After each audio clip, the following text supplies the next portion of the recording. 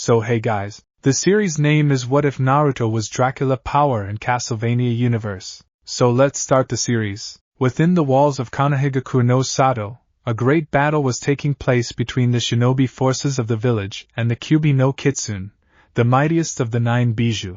Originally, the fox was sealed within a woman, Kushina Uzumaki, who was the secret wife of the current Hokage, leader of the village, Minato Namikaze. The seal that holds a bijou is at its weakest when the vessel, if female, is pregnant. Unfortunately, despite being hidden away, they were discovered by a masked man with the Sharingan, one of the most well-known bloodline limit and hereditary skill in Kanehigakure. The man took the couple's newborn baby, Naruto, as hostage to approach Kushina.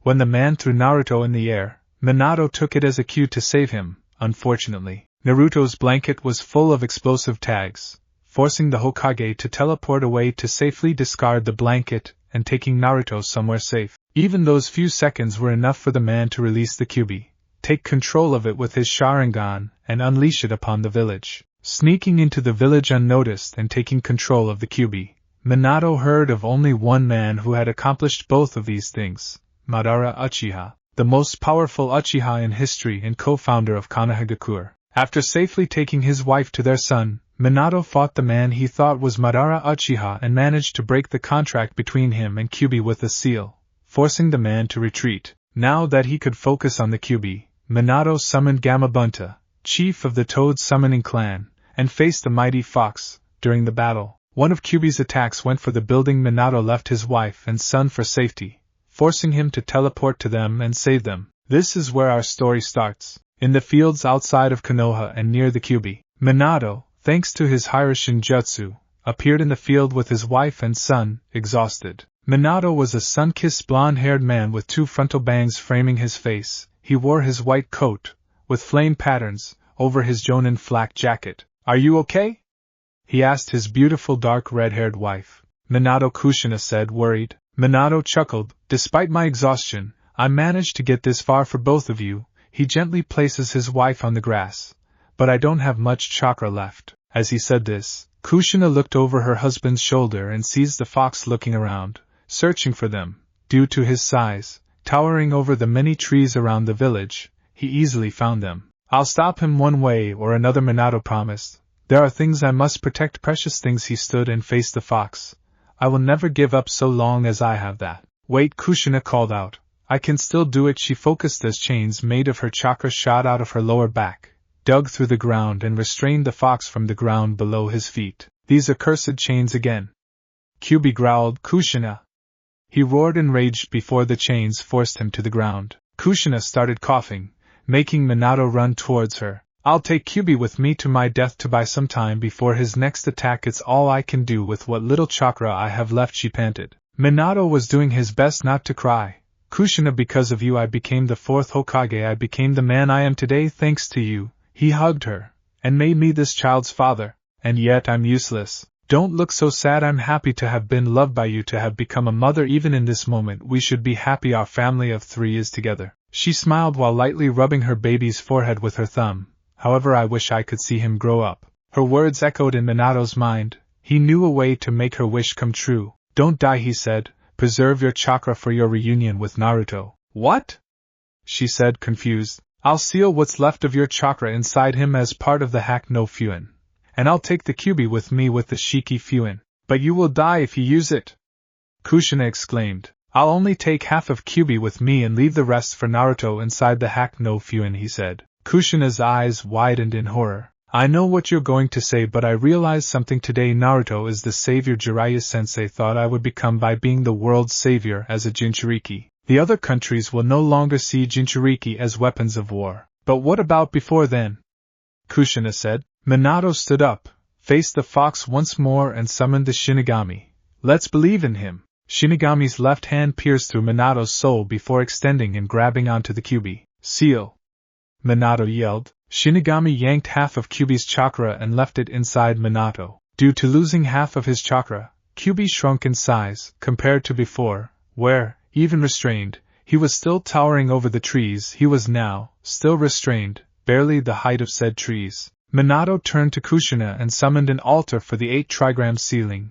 he gently took Naruto from Kushina's arms and placed him on the crib. Looking at the family of 3, Shinigami disappeared with a smirk on his face.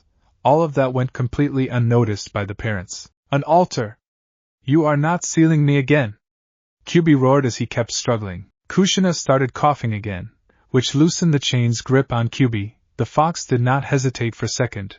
It was his only chance for freedom. He raised his right hand to pierce Naruto with a claw. However, both parents blocked the claw with their bodies, preventing it from reaching their child. The Shinigami reappeared just in time for the jutsu, his disappearance unnoticed by the parents, who were focused entirely on their child. He smirked when he saw the Hokage sealed his wife's chakra and his own into the seal. When both parents said their final words to their child, the Hokage proceeded with the sealing. Shinigami took what was left of Kyubi and sealed it inside Naruto. With the fox gone, both parents let out their final breath and passed away. With nobody around to observe him, Shinigami turned into his old skeleton and cloak form, pulled out a glowing jet black orb and placed it on Naruto's chest. The orb disappeared within Naruto, who stirred awake. He opened his cerulean eyes and looked at Shinigami. The baby's eyes flashed red for a moment before returning to cerulean. His eyes widened, as if recognizing the deity. Welcome back to the world of the living, my lord Dracula, Shinigami greeted. The highly ranked people of this village know of your new body's birth, therefore, you will have to play along as a human before making your return. Fortunately, I was not only able to place your soul in this body, but the power of dominance as well. How nostalgic. His lord's eyes showed amusement, also remembering his time as Soma Cruz. I only ask that you play along for a time. When the time is right, I will personally bring you back to your castle and we shall prepare your return. With his lord's nod of acknowledgement, Death disappeared. Chapter 1, Graduation. 12 years later, Naruto was sitting at the swing in front of the academy after failing the graduation exam. He simply had too much chakra to make Bunshin, which, amusingly enough, was useless in a real battle. It baffled him how such a useless jutsu was a requirement for graduation. Naruto was short for his age, but that was mostly because ramen was the only food he could afford. He also wore a ridiculous orange jumpsuit. Again, that was all the civilians were willing to sell him. The parents that were congratulating their children were also talking behind Naruto's back amongst adults. Fools, the whole lot of them, Naruto thought. They thought he was the Kyubi reincarnated. What they didn't know was that he was something far more terrifying. Additionally, he wasn't even the Kyubi vessel. The power of dominance had turned Kyubi into a soul for him to use. Of course, nobody except him knew that, not even old man Sandaime Hokage, Hiruzen Sarutobi. The old man was forced to take his position after the Yandaime's death. Speaking of his father, his parents' chakra also turned into souls. It was odd. Outside of Dmitry Blinov's trickery, he never had dominance over a human soul. Was it because they were sealed within him? Possibly. It was definitely worth investigating. Hey Naruto! He heard a voice call out to him. He looked to his right to see Mizuki, one of his sensei. Although Naruto knew Mizuki pretended to like him, if the glares he gave him when he thought he wasn't looking were any indication, Mizuki had shoulder-length white hair with a hint of blue as well as green eyes. He was wearing the standard Chunin flak jacket. Iruka-sensei isn't failing you just to be a jerk, you know, the Chunin teacher said. I know that, Naruto sighed. Both of you have heard my complaints about the Bunshin multiple times. There's just nothing you two can do about it. If it weren't for that, I definitely would have graduated. Mizuki smiled. You're right. That's why I'll tell you about a secret exam. Naruto looked at his sensei with a raised eyebrow. What are you planning? Hours later, evening. Naruto was sitting in front of a shack in the middle of the forest with a large scroll in his hands. Mizuki told him to steal a scroll called the Scroll of Sealing and learn from it. The catch was that he couldn't tell anyone or else he'd fail. Naruto scoffed. Could Mizuki have been any more obvious? But he played along. After all, there was the possibility of finding something that would more than make up for his inaptitude with the Bunshin. Let's see, first jutsu on the list is Kage Bunshin. He smirked. The clone jutsu that gives unused chakra and memories back to the original once cancelled, through his parents' souls. He already knew the jutsu, but thanks to stealing the scroll, he could now use it without people asking questions. He read the rest of the scroll and only found few injutsu instructions. Lacking a brush, ink and blank scroll, he couldn't practice them. Sighing, he rolled the scroll and waited. A couple of hours later, his second sensei, Iruka Umino, landed in front of him. Iruka had brown hair that he kept in a ponytail, dark eyes and a scar that runs across the bridge of his nose. Like Mizuki, he wore the Chunin flak jacket. "Hey, Naruto," Iruka said, his tone disapproving. "Should have said this earlier. This Naruto isn't a prankster and listens in class. There's no way Dracula would be hyperactive and disorganized." "You found me already, Iruka-sensei. I bet everyone's looking all over for me," Naruto said. "Why did you do this?" Iruka asked. "Because even if it was a trick from Mizuki, I couldn't let this opportunity slip away," he answered. Immediately, the sound of incoming kunai grew closer, making Iruka push Naruto away and being the sole target of the many projectiles. "I'm surprised you found this place, Iruka," Mizuki's voice echoed through the woods. "So that's how it is," Iruka said. Mizuki was on top of a branch with 2 giant shurikens strapped to his back. "Naruto, hand me the scroll," he demanded. "Don't let him get the scroll, Naruto," Iruka called out. "Why would he trust you over me, Iruka? At least I tell him valuable secrets." Mizuki had a smirk on his face. "Speaking of secrets." Iruka's eyes widened. "Mizuki, and 12 years ago, a rule was created after an incident. A rule we can't let you find out, Naruto. A rule saying that we can't tell you that you are the Kyuubi no Kitsune." Iruka was looking at Naruto with horror and Mizuki was smirking, the latter waiting for a reaction from the whiskered blonde. "Mizuki, I know I have birthmarks on my cheek that look like a fox's whiskers, that I was born on the same day the fox attacked, and that I have way too much chakra for a kid my age. But I'm pretty sure that if I literally was a fox that was as enormous as the Hokage mountain, I would know," Naruto said. Mizuki frowned at the lack of panic and twirled one of the shuriken. "There is no use denying what you are.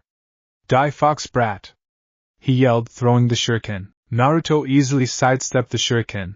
"That's not going to work at this distance." "You're right." Mizuki jumped down from the tree and ran towards Naruto with the second shuriken. "I'll just ram it through your heart myself." Naruto smirked and moved his 2 pointer and middle fingers to form a cross, Kage Bunshin no Jutsu. Smoke filled the area in an instant.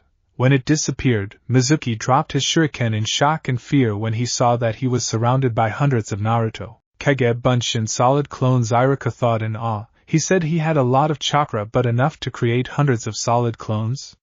"This is insane." A clone behind Mizuki ran up to him and kicked him in the back of the knee, bringing him down to said knee. At that moment, all of the other clones charged. The real Naruto walked up to Iruka. "Need a hand?"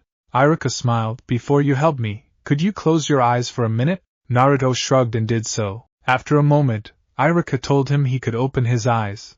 When he did, he saw that Iruka no longer had his headband. "Congratulations on your graduation, you deserve it." Naruto smiled. "Thank you, Iruka-sensei." Both of them started walking towards the village, with a few clones dragging the beaten Mizuki. Iruka never saw the smirk on Naruto's face. A few days later, Naruto had to have his picture taken for his shinobi registration form before showing it to the Hokage, who deemed it satisfactory. Immediately afterwards, the Sandame's grandson, Konohamaru, tried to attack the old man to gain the title of Godame Hokage and tripped on his own scarf before he could even attack. Naruto face-bombed. A man in a completely blue uniform, wearing sunglasses, entered the room and approached Konohamaru. "Are you all right, honorable grandson?"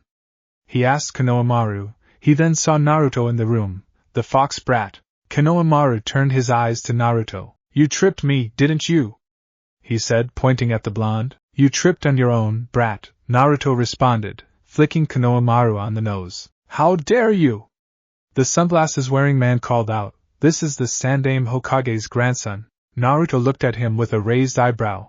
"And I should worship him just because of his family? He hasn't done anything to deserve that." Naruto turned towards the Sandame, who waved him off, saying they were done with the registration. Once Naruto left the room, the teacher told Konohamaru not to get near Naruto, because he is nothing but trouble. Konohamaru would listen, right? Of course he would. Ebisu is never wrong. Except that Konohamaru slipped away in the middle of the lecture, when Ebisu wasn't looking. Street of Konoha. Konohamaru was tailing Naruto and doing a bad job at it.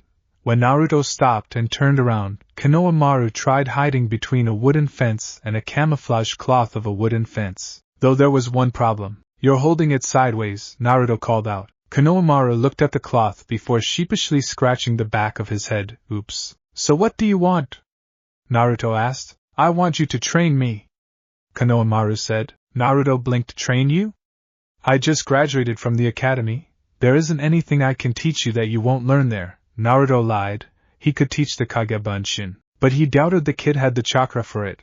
Not that he would teach anyone anything in the first place, anyway. Konohamaru's shoulders slumped, but Ebisu-sensei said there was a shortcut to becoming Hokage. Then he's an idiot? Konohamaru looked at Naruto in surprise. The Shodaime didn't take the easy way, the Nidaime didn't either, and neither did the Yondaime. I'm certain the old man Sandaime didn't take any shortcut, so why would his grandson do such a thing?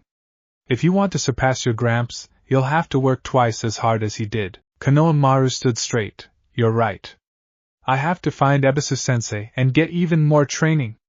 Later, boss, he said, running off. Naruto sighed and went on his way. Another couple of days later, and it was time to return to the academy for the team placement. Naruto was calmly walking towards the academy. On the way, he saw a familiar bump on a wooden fence. Still sideways, Konohamaru, he called out. Konohamaru whined. Maybe I should look at the front after pulling it out. You'll get it down eventually, Naruto said. Anyway, sorry to disappoint, but I have to get to the academy to be placed on a team. Oh, that's right. You graduated. Konohamaru realized. You'll have to tell me what being a shinobi is like, one day. No problem, see you later, Naruto said, walking away. Classroom of graduates. Naruto had taken a seat and was waiting for Iruka and the few students that hadn't already arrived. Why are you here, Naruto? A boy with a pineapple hairstyle asked him. The team placement is for graduates. Are you so lazy that you can't look over my eyes, Shikamaru? Naruto asked, pointing to headband on his forehead with his thumb. I did graduate. A few seats away from the two, a dark blue-haired with pupilless lavender eyes was looking at Naruto with a blush, happy that he had graduated. Rapid footsteps were heard outside of the classroom. Two girls, one pink-haired and one blonde-haired, lighter shade than his sun-kissed blonde, entered the classroom. Both of them thought they had won a race. Sakura Haruno and Ino Yamanaka, Naruto thought, looking at the pinkette and the blonde, respectively. Naruto! Get up from that chair. I want to sit next to Sasuke, Sakura demanded. Naruto blinked before looking at the seat next to him and saw a boy with black hair that was spiky at the back and frontal bangs framing his face. Oh hey, Sasuke, didn't see you there, Naruto said nonchalantly. Sasuke grunted, making most girls in the class sigh in adoration. Well, are you gonna get up? Sakura urged. There is a free seat between Sasuke and I, you know, Naruto stated. Sakura blinked and blushed in embarrassment when she saw that there was, indeed, a free seat. Before the girls of the class could argue for the free seat, Iruka arrived in the class. Everyone had taken a seat and Iruka had said who was in Team 1 through 6. Team 7 will be Naruto Uzumaki, Sakura Haruno and Sasuke Uchiha. Sakura yelled in joy as she found that she was in her crush's team. The lavender-eyed girl was saddened that she wasn't in the same team as Naruto. Next, Team 8, Hinata Hyuga, Iruka called out. The lavender-eyed girl snapped out of her thoughts. Why yes. Kiba Inuzuka, a feral-faced, brown-haired boy with a dog in his jacket smirked. Shino Abirame, a brown-haired boy wearing a gray coat hiding the lower half of his face, pushed his sunglasses up to the bridge of his nose. Sakura gave Ino, who was seated behind her, a smug look. Team 9 was announced as this happened. Next, Team 10, Ino Yamanaka, Shikamaru Nara. Ino's eyes widened in shock while Shikamaru sighed. And Chuji Akimichi. A chubby brown-haired boy wearing his headband like a bandana was eating potato chips since he entered the classroom. At this point, Ino had slumped on her desk. You will all meet your new sensei this afternoon. Until then, you're free to go. When the student had to return in the afternoon, Naruto and his teammates had the misfortune of having a sensei that was 3 hours late. A jonin with gravity-defying hair entered the class. He had a face mask covering the lower half of his face, and the left side of his headband was tilted downward to cover his left eye. My first impression of you guys is you're lame, Sasuke and Sakura deadpanned at the man's statement. And my first impression of you, sensei, is that you're a pathetic ninja for not making it in time, Naruto shot back. Naruto! Sakura yelled in indignation, despite silently agreeing with him. The man chuckled. If you say so, why don't we all go have a chat on the roof? Academy rooftop. Well then, how about we start by introducing ourselves? The man asked. How about you go first, since we don't even know your name. Naruto reminded. That sounds reasonable. Alright then, my name is Kakashi Hatake. My likes and dislikes are not any of your business. I have a few hobbies, and that's about it. All we got was his name. Sakura's sweat dropped. Well then, how about you, Blondie?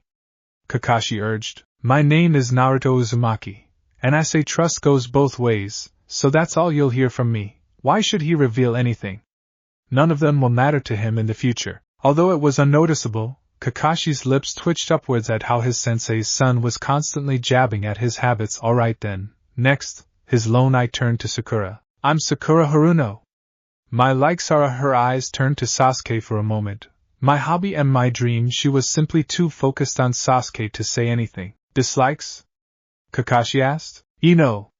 She called out immediately. Girls her age are more interested in love than in training. Hope I can fix that. Kakashi sighed. Last one, he urged. My name is Sasuke Uchiha. I hate a lot of things and like very few things. I do not have a dream, but I have an ambition, to restore my clan and kill a certain man. As expected after what happened to him, Kakashi thought, alright, you three all have unique personalities. I like that. We will begin a mission, starting tomorrow, a test, if you will, of what each of you can do through survival training. Why are we going to train if it's a mission?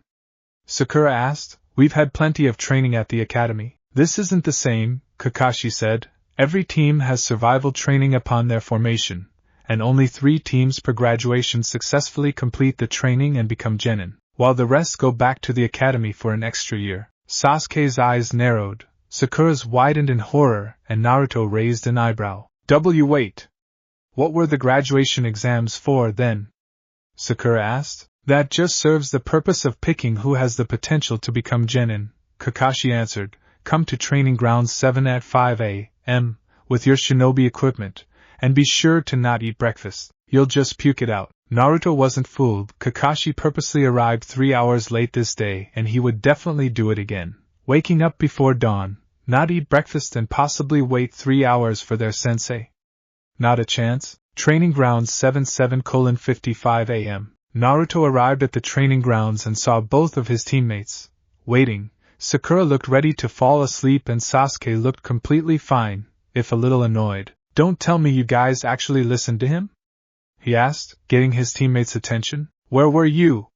Sakura demanded. I simply guessed he would late again and it looks like I was right. Naruto sighed as he remembered something. If you had to wait this long, please tell me you at least ate breakfast. Both of his teammates' stomachs growled at the word breakfast, making him facepalm. A few minutes later, Kakashi arrived. Good morning, everyone. You're late, Sakura yelled. Well, a black cat crossed my path, so Kakashi stopped when he saw that no one was believing it. Well, let's move on. Kakashi walked towards one of the 3 logs in the training ground and placed an alarm clock on it. Definitely arrives late on purpose. Alarm set at noon, he said before pulling out 2 tiny bells. Today's goal is to take one of the bells from me. Whoever can't do it will not have lunch. What? Sakura shrieked. Kakashi pointed the logs. I will tie you up to one of these and eat it in front of you. Both Sasuke and Sakura's stomachs growled once more, making Naruto sigh again. Wait.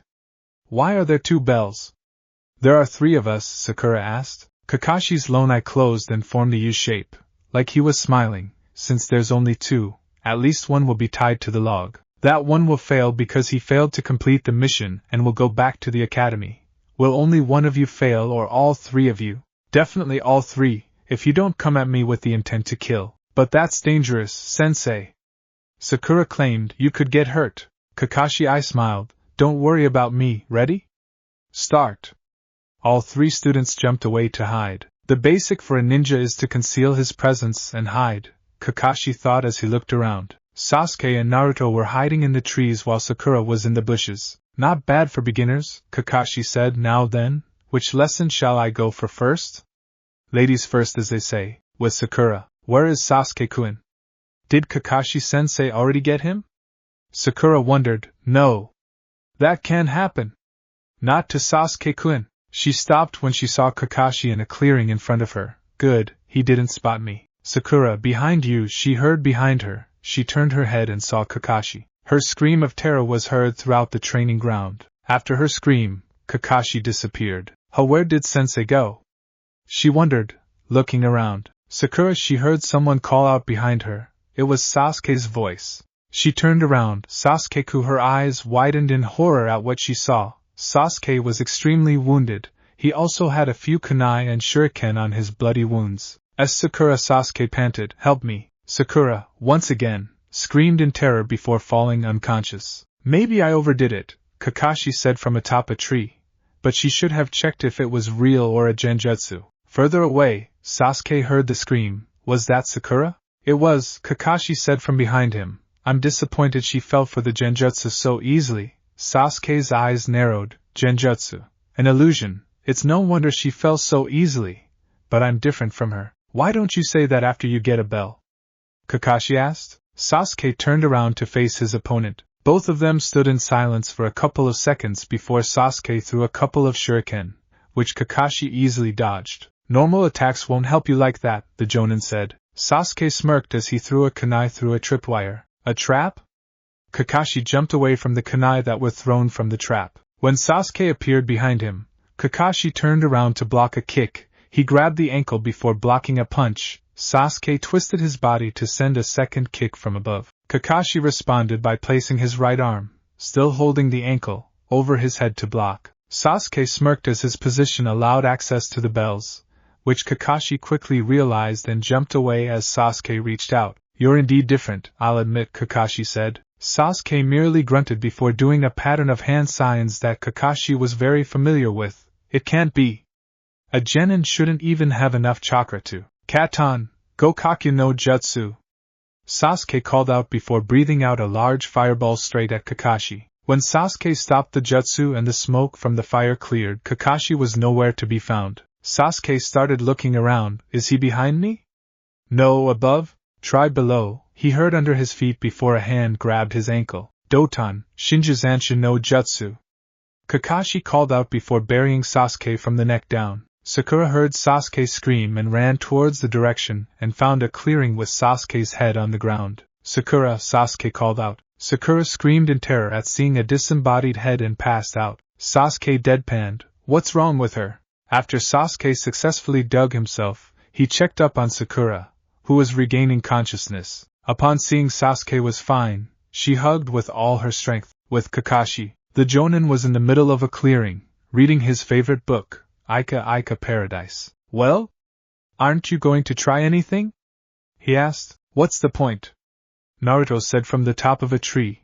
"I don't have a unique fighting style like Sasuke. My massive chakra reserves make my chakra control too abysmal for genjutsu, and I got no ninjutsu to defeat you." "What about that kenjutsu you used to defeat Mizuki?" Naruto snorted. "I'll taught your 5 a.m. no breakfast trick was just as obvious as Mizuki's own attempt. You're nowhere near as pitiful or stupid as him. All I can do now is survive. And I think I did pretty well for myself." As if on cue, the alarm clock rang, indicating noon. Naruto and Sasuke were seated next to the log that Sakura was tied to. The latter two's stomachs were growling without end. "You guys are hungry, eh?" Kakashi asked. "Well, I've got good news and bad news. The good news is that none of you need to return to the academy," Sakura cheered. Despite being tied to a log, and Sasuke smirked, Naruto waited for the bad news. "The bad news is the three of you should stop being ninja in the first place." Sasuke frowned. Sakura was horrified and Naruto remained stoic. Sasuke charged at Kakashi, who effortlessly restrained him. "Do you think being a ninja is easy? You didn't even figure the point of this test." "Teamwork," Naruto said immediately, catching Kakashi's attention. He had seen enough Belmont Belnades team-ups to know that. The Jonin frowned. "If you knew the answer, why didn't you do anything? Have you actually paid attention to these two? One's a brooder who ignores everything around him and the other is a fangirl who believes her knight in shining armor will always be there for her and that everything is fine, so long as he's around. I'm willing to do my part, but these two are in their own little world." "And you are not?" Kakashi asked. "I had to live by myself. I couldn't afford being a kid," he lied. "In this body, he never was a child." Kakashi narrowed his eye for a moment. "All right, I'll give you one more chance, but this will much harsher after lunch. Eat lunch if you're up for the challenge. But Sakura doesn't get anything. Feed her and you will all fail." With his part said, Kakashi left. Sasuke immediately grabbed one of the two bentos and started eating. Naruto opened the second bento and turned to face Sakura. She glared at him. What? You're gonna eat it straight in front of me? Naruto scoffed. Of course not, idiot, I'm going to feed you. Sakura's eyes widened, but Sensei said, Did you even hear what I said earlier? He interrupted. I'm willing to do my part for the team, even if I had the worst teammates possible. I hate the fact that my 2 teammates don't care about me, but I've known for a long time that life is unfair. Sakura, in her shock, couldn't do anything but accept Naruto's offer. But the moment Sakura swallowed a bit of food, a cloud of smoke appeared out of nowhere. You! Kakashi called out to Naruto. I said not to feed her. What do you have to say? The same I told you earlier. I'm willing to do my part for the team. If you have a problem with that, you only need to come forward, Naruto said. Sasuke stood next to Naruto, a kunai in hand. You stand by him? Kakashi asked. Of course, Sasuke said as he braced himself. We're teammates. That's right. We're a team, Sakura claimed. Kakashi stayed silent for a moment before he smiled and the sky cleared. You all pass, he said jovially. Naruto immediately grabbed a kunai and cut the ropes restraining Sakura. We passed? But why? She asked while stretching her arms. Because unlike the other blockheads that I tested, you remained a team instead of just listening to everything I said. A ninja must look underneath the underneath. In the ninja world, those who break the rules are called trash, but those who abandon their comrades are lower than trash. Naruto whistled, Sakura was awed and Sasuke smirked. Kakashi gave his new team a thumbs up. Team 7 will start doing missions starting tomorrow. Sasuke remained smirking, Sakura cheered and Naruto was leaning against the log. Let's go home, Kakashi said as he started leaving. Sasuke grabbed his bento and left with Sakura following suit. Naruto looked up to the sky. This world is filled with threats greater than the Belmonts. I'll have to learn as much as I can if I want to stand at the top, he thought before he, too, returned home. Naruto here, got to point A. He couldn't believe they were doing this. This is Sasuke. I'm at point B, Sasuke said from the communicator. This is Sakura. I arrived at point C. Okay, Team 7, the target has moved, Kakashi said as a small figure moved through the trees before stopping within some bushes. The 3 genin were moving from tree to hide their presence. How far is the target? Kakashi asked. 5 meters, Naruto answered. I'm ready to go. Same here, Sasuke confirmed. Here as well, Sakura added. Kakashi waited for a few seconds. Now, all 3 jumped at the target, who jumped over Sakura. Before it could escape, Naruto caught it and kept it at arm's length. Target captured, Naruto called out. Are you absolutely sure? Kakashi asked. There's a red ribbon on her right ear. This is indeed Tora. Naruto sighed as Tora tried to claw his face off. They were chasing a damn cat. All right then, team, let's bring back to the client. Academy Mission Briefing Room. The client Kakashi was Madame Shirjimi, wife of Fire Country's daimyo. She was giving her pet cat a bone-crushing hug. Oh, my little Tora-chan, she said, completely oblivious to her cat's pain. No wonder she ran away, Sakura muttered as the woman left the room. Well then, Team 7's new mission will be babysitting Yoji-sama's boy, the Hokage said, reading a list. Kakashi could see the annoyance in his student's eyes and decided to intervene. Actually, Hokage-sama, I believe my team is ready for their first C rank, he said. His students and Irika, who was seated next to the Hokage, looked at him in surprise. The Sandaime met Kakashi's gaze before he sighed. If you're sure, then so be it. Team 7 will be escorting someone back to his country. He should be coming in right about now. Someone entered the room. What the hell? They're all kids. The short one doesn't even look like a ninja. The bespectacled man had gray hair, wore a sleeveless V-neck shirt with an obi, some pants and sandals. He also had a towel around his neck and wore a pointed hat. Not to mention the man was drunk. Naruto ignored the comment as the man took a swig of his drink before introducing himself. I am the master bridge builder, Tazuna. Once we are in Wave Country, you will have to protect me with your life until the bridge is completed. A few hours later, everyone had packed and met up at the village gate, ready to depart. Tazuna-san? Sakura called out, getting the man's attention. You're from Nami no Kuni, right? What of it? He asked. Are there ninja in that country? She asked. Not any residential ninja. No, Kakashi answered for Tazuna. That country follows different customs. Nami no Kuni is also an island, which makes it difficult to be influenced by neighboring countries. While there are many ninja villages, 5 of them stand out the most. Konoha, here in Hai no Kuni, Kumo in Kaminari no Kuni, Suna in Kaze no Kuni, Kiri in Mizu no Kuni, and Iwa in Tsuchi no Kuni, like in Konoha. The other 4 villages have a leader under the title of Kage. Our own Hokage, Kiri's Mizukage, Suna's Kazekage, Iwa's Tsuchikage, and Kumo's Reikage. Is that old geezer really that great?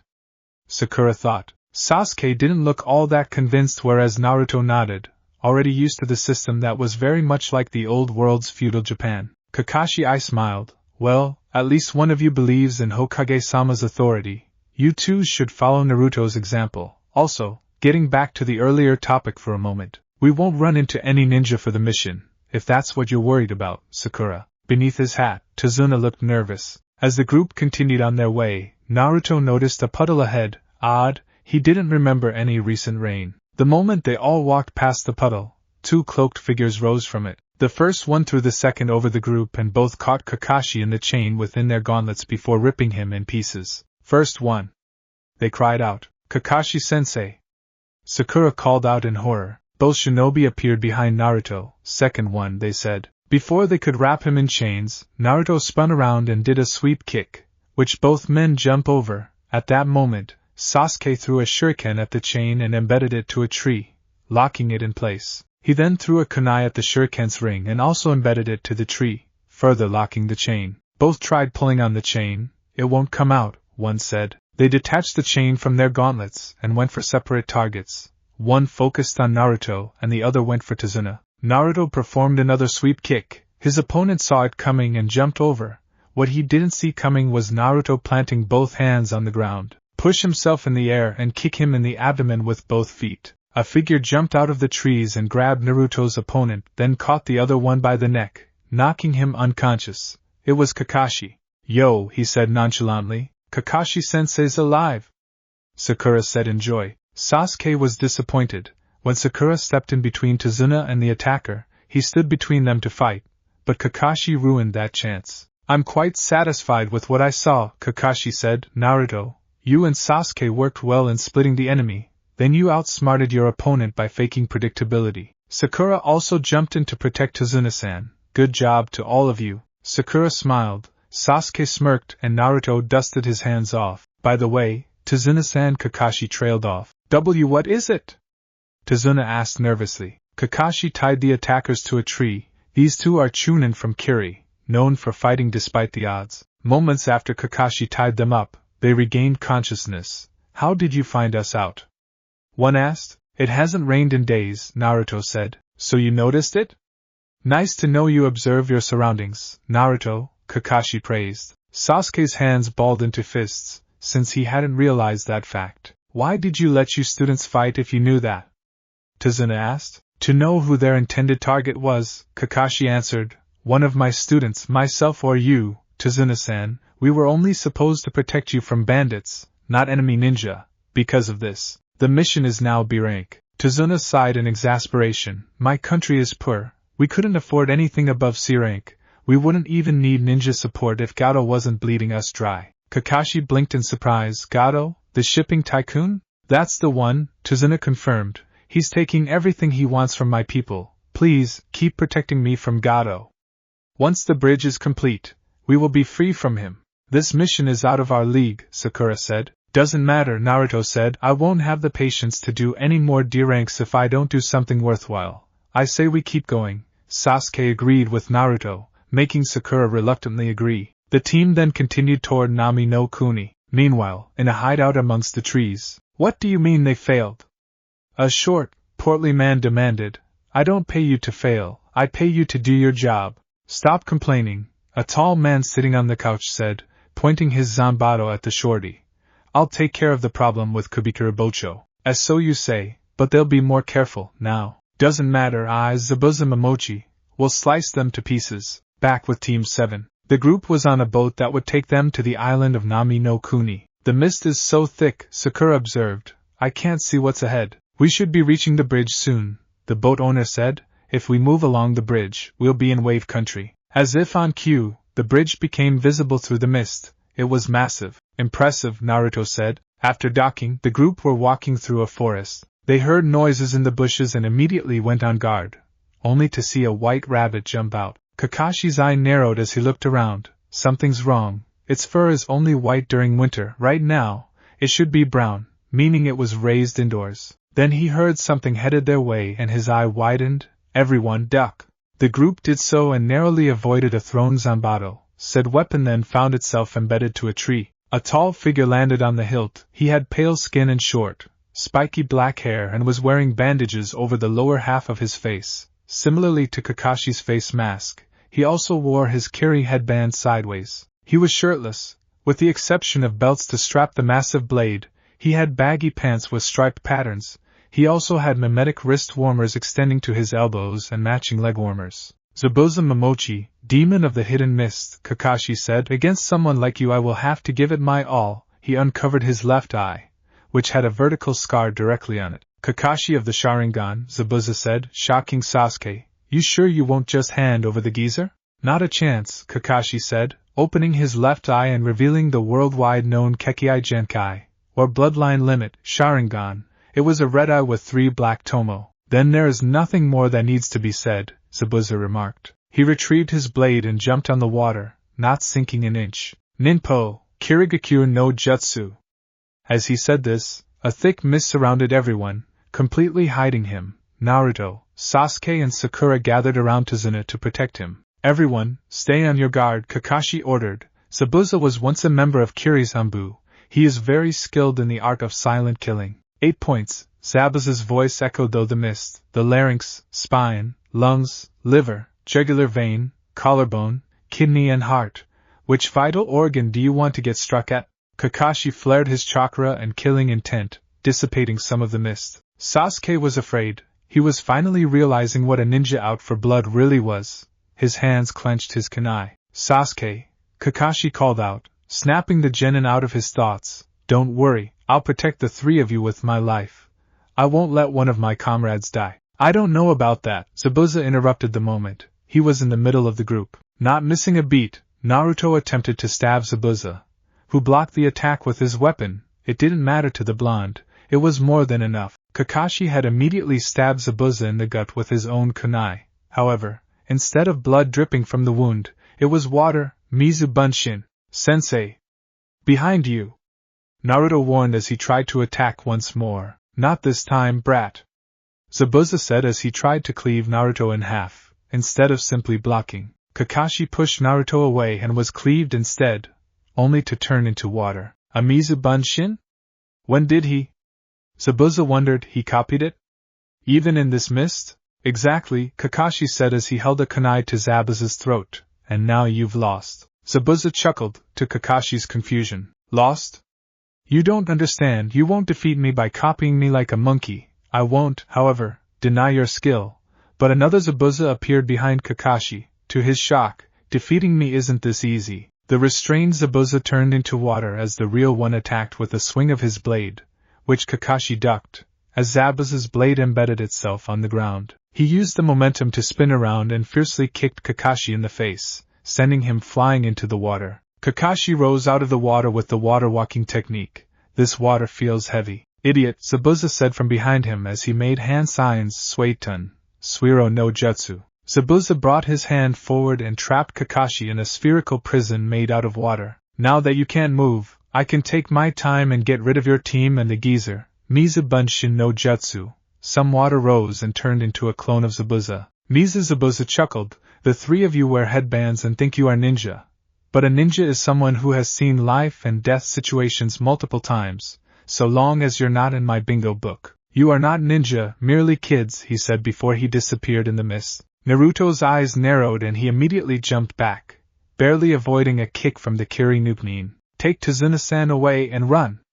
Kakashi ordered. You can't win against him. That became impossible the moment you got trapped, Sasuke said as he charged towards Mizu Zabuza. Mizu Zabuza grabbed the hilt of his own zanbato. Sasuke started throwing a couple of shurikens. The clone blocked them all with a swing of the blade.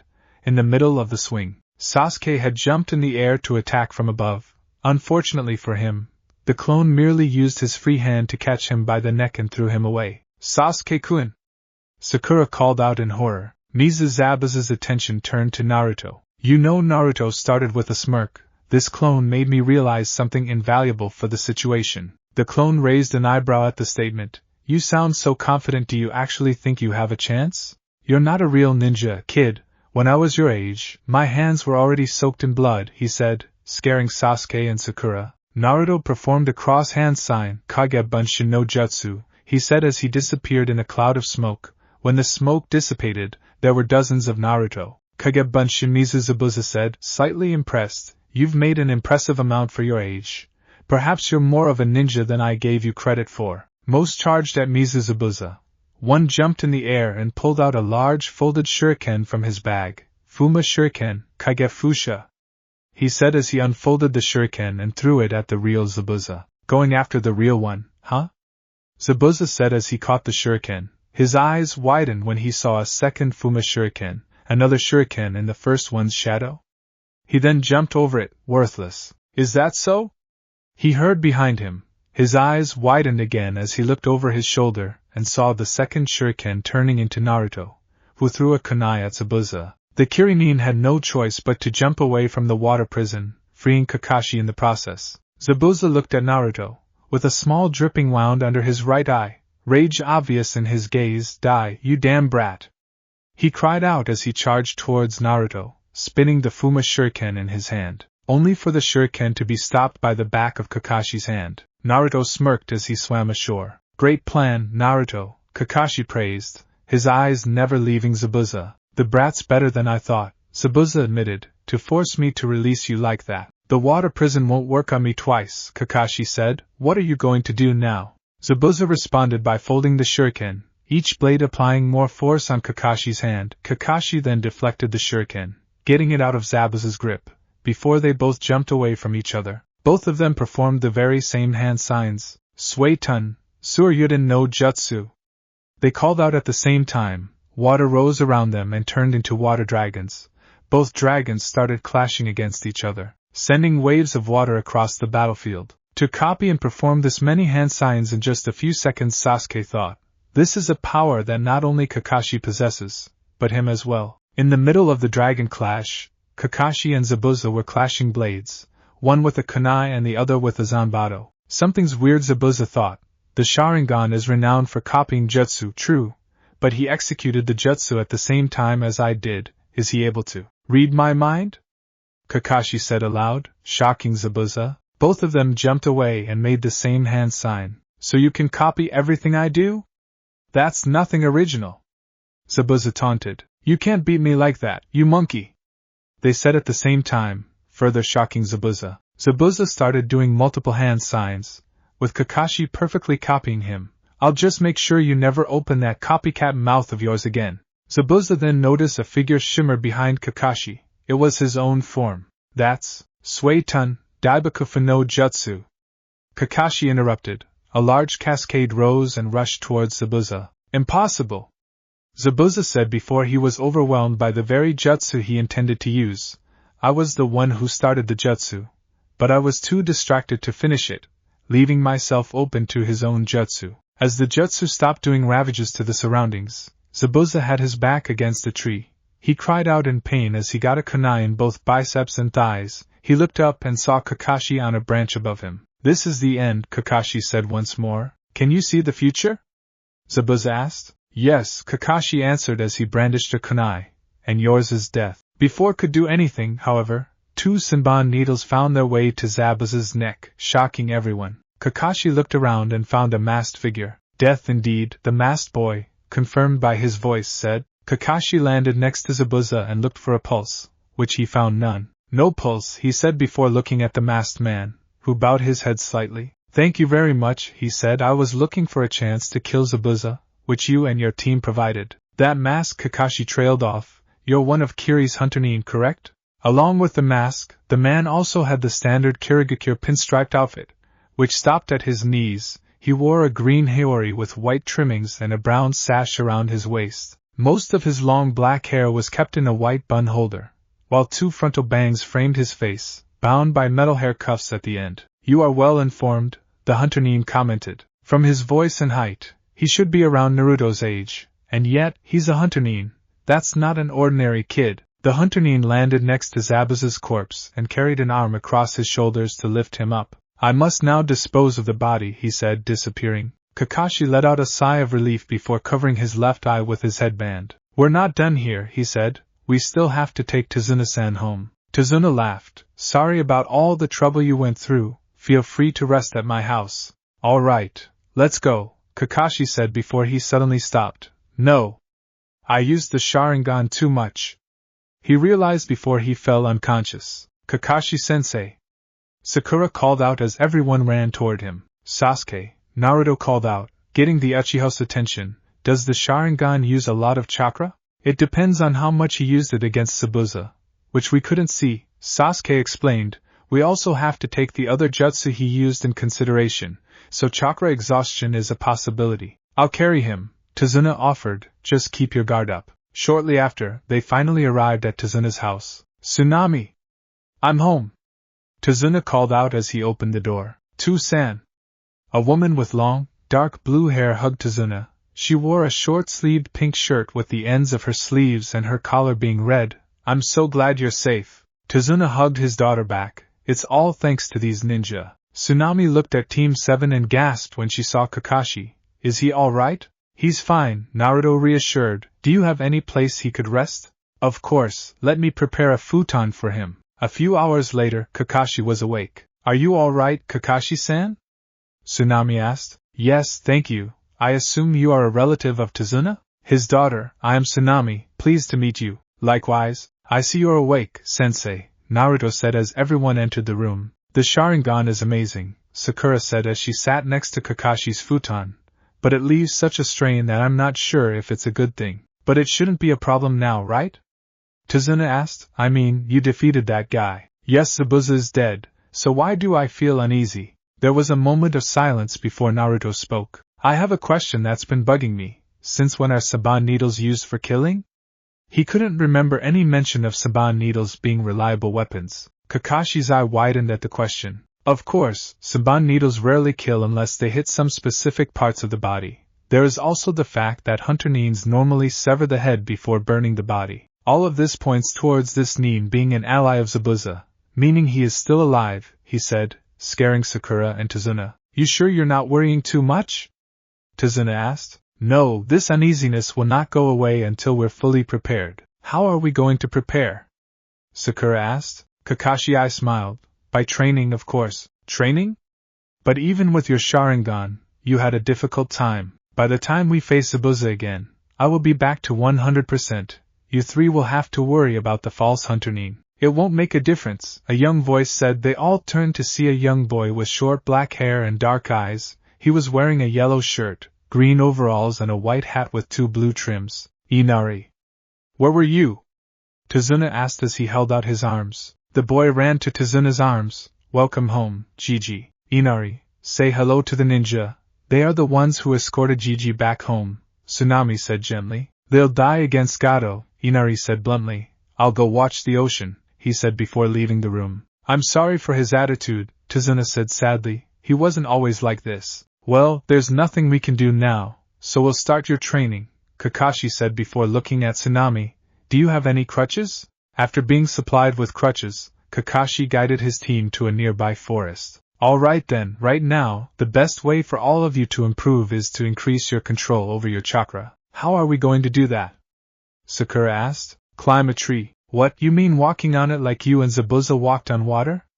Naruto asked. He had heard of the tree walking exercise. Kakashi smiled. That's exactly what I mean. You did well remembering that fact, Naruto. Kakashi performed a ram hand sign before slowly limping his way up a tree until he was upside down on a high branch. Just gather your chakra at the bottom of your feet and try to make it attach to the tree trunk. How are we going to become stronger with that?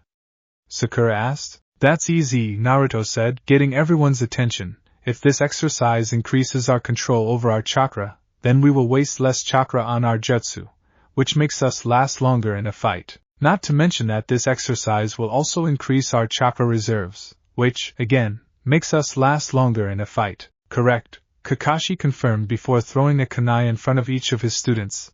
There is also the fact that the feet are the hardest place to focus chakra, so training on that will help you focus your chakra during combat, Now, use the kunai I gave you to mark how high you get. Start by running, since you're just starting the exercise. Sasuke focused his chakra and ran up a couple of feet before the bark broke under his feet. He marked his height and jumped back on the ground. Sakura focused and managed to run up to a branch as high as Kakashi was on. That was easier than I thought. So right now, the one with the most control is Sakura. To think she actually surpasses the Uchiha in something, Kakashi said, trying to taunt Sasuke into trying harder. Sensei! Don't say such things! Sakura cried out, not understanding Kakashi's intention. Now Sasuke-kun's going to hate me. How about you, Naruto? You haven't tried yet. The blonde focused his chakra, but tested the tree climbing a different way. He placed one foot on the trunk and bounced on his other foot for a small amount of height, to see if the first one would stick. When it didn't stick, he simply landed on his second foot and focused more chakra, sticking to the tree trunk this time. When he was satisfied, he made a cross hand sign. Kage Bunshin no Jutsu. He called out as dozens of clones appeared. You idiot! Why are you wasting your chakra? Sakura cried out. Naruto looked at Kakashi. When I read the scroll, it was written that the clones give their memories and remaining chakra to the original once they dispel. Then it would mean that, if all of these clones were to do the exercise, I would get their results added to my own. Am I wrong? Kakashi's eye widened before he smiled. You figured the Kage Bunshin's biggest secret with a simple guess. Great job, Naruto. Yes, the Kage Bunshin will also transfer the results of any chakra-related training to the original. With this many clones, you'll probably get a few months' worth of training with this single session. Naruto grinned before he turned to his clones. All right, guys. You know what to do. They all saluted and chose their own tree. Sakura was awed at the jutsu and Sasuke was jealous. Teach me the jutsu, Sasuke demanded. Don't even try, Sasuke. Kakashi warned. You don't have enough chakra for it, because the jutsu splits chakra evenly between each clone. Even if you can make one, it will immediately dispel and you'll pass out. The only reason Naruto can use this jutsu like that is because he has even more chakra than I do. Sasuke was annoyed, but relented. He now realized that Naruto was getting ahead of him and that, with this jutsu and training method, he would only get much stronger. A little further away, Inari was observing the team. He was surprised at the clone technique and at how much faster the blonde would get stronger. Maybe, just maybe, Gato could be defeated. Since then, for the next couple of days, it had been a small cycle. While Kakashi rested, one genin protected Tazuna at the bridge and the other two trained. Something else also happened that shocked Tazuna and Tsunami. Defeating Gato isn't impossible, is it? Inari asked in the middle of dinner. Kakashi smiled at the boy. Did watching my team train made you think that? Inari nodded before looking at Naruto. If you have the ability to get over a year's worth of training in less than a week, then defeating Gato should be easy, right? Naruto smiled. Of course. He was mostly cheering the kid up because Tsunami reminded him of Lisa, Alucard's mother. Both of them were women without a single bad bone within them. Since that conversation, Inari started smiling. That same evening, Sakura asked about a torn picture on the wall. Tazuna told the story of Kaiza, a fisherman Inari met and rapidly loved like a father, and a hero to Nami no Kuni before Gato arrived and executed him. Inari exited the house and sat down to watch the water. May I? Kakashi asked behind him. Inari nodded and Kakashi sat next to him. Hearing about Kaiza made me want to tell you something similar about Naruto. That got Inari's attention. Unlike you, who still have a mother and grandfather, Naruto was an orphan since the day he was born. In fact, most people hate Naruto because he was born on the same day the Kyuubi attacked Konoha. Thinking he was a bad omen, it wasn't a complete lie. But he couldn't tell the whole truth. But surprisingly enough, Naruto did not cry once. Or perhaps I should say, he never cared about what people thought of him. To him, they were random bystanders who judged whatever and whoever was remotely connected to something they hated or feared. Their opinions didn't mean a thing to him. He only cared about the opinion of a select few, like myself or the Hokage. Family and friends are what matters the most in this world. But you already knew that, didn't you? He smiled. Inari did. He only wanted his family to live in peace. After the week ended, Team 7 and Kakashi, fully recovered, headed to the bridge with Tazuna. Naruto left a few clones at the house, saying there should be some security for Tsunami and Inari. When they arrived at the bridge, everyone was on the ground, in pain. What's wrong? What happened? Tizuna demanded in panic. At that moment, a mist appeared. The team gathered around Tizuna and each pulled a kunai. Sasuke's heart was pounding in excitement. He had felt worthless in the last battle against Zabuza. But this time, he would show his strength. Sorry to keep you waiting, Kakashi, Zabuza's voice echoed through the mist, though. You probably should have come alone. That brat over there is shaking again. 6 Mizu Zabuza suddenly appeared around the group. Sasuke smirked, to the clone's confusion. I'm not shaking in fear, but in excitement, he said. Go for it, Sasuke, Kakashi said. Sasuke charged and got rid of all of the clones by himself. He can defeat Mizu Bunshins now, huh? Zabuza observed. You may have found a rival, Haku. So it would seem, the false Hunternin said, even if a Mizu Bunshin is only a tenth of the original's power. Well, we made the first move, Zabuza said. Go for it. Haku charged at Sasuke with great speed and threw Saban needles. But they were blocked by Sasuke's kunai. They then clashed with their respective weapons. Oh, to be able to catch Haku's speed, he really has improved, Zabuza commented. I don't want to kill you, Haku told Sasuke. But you will not back down, will you? What are you, stupid? Sasuke taunted. As I thought, but you won't be able to keep up with me for my next move, Haku warned.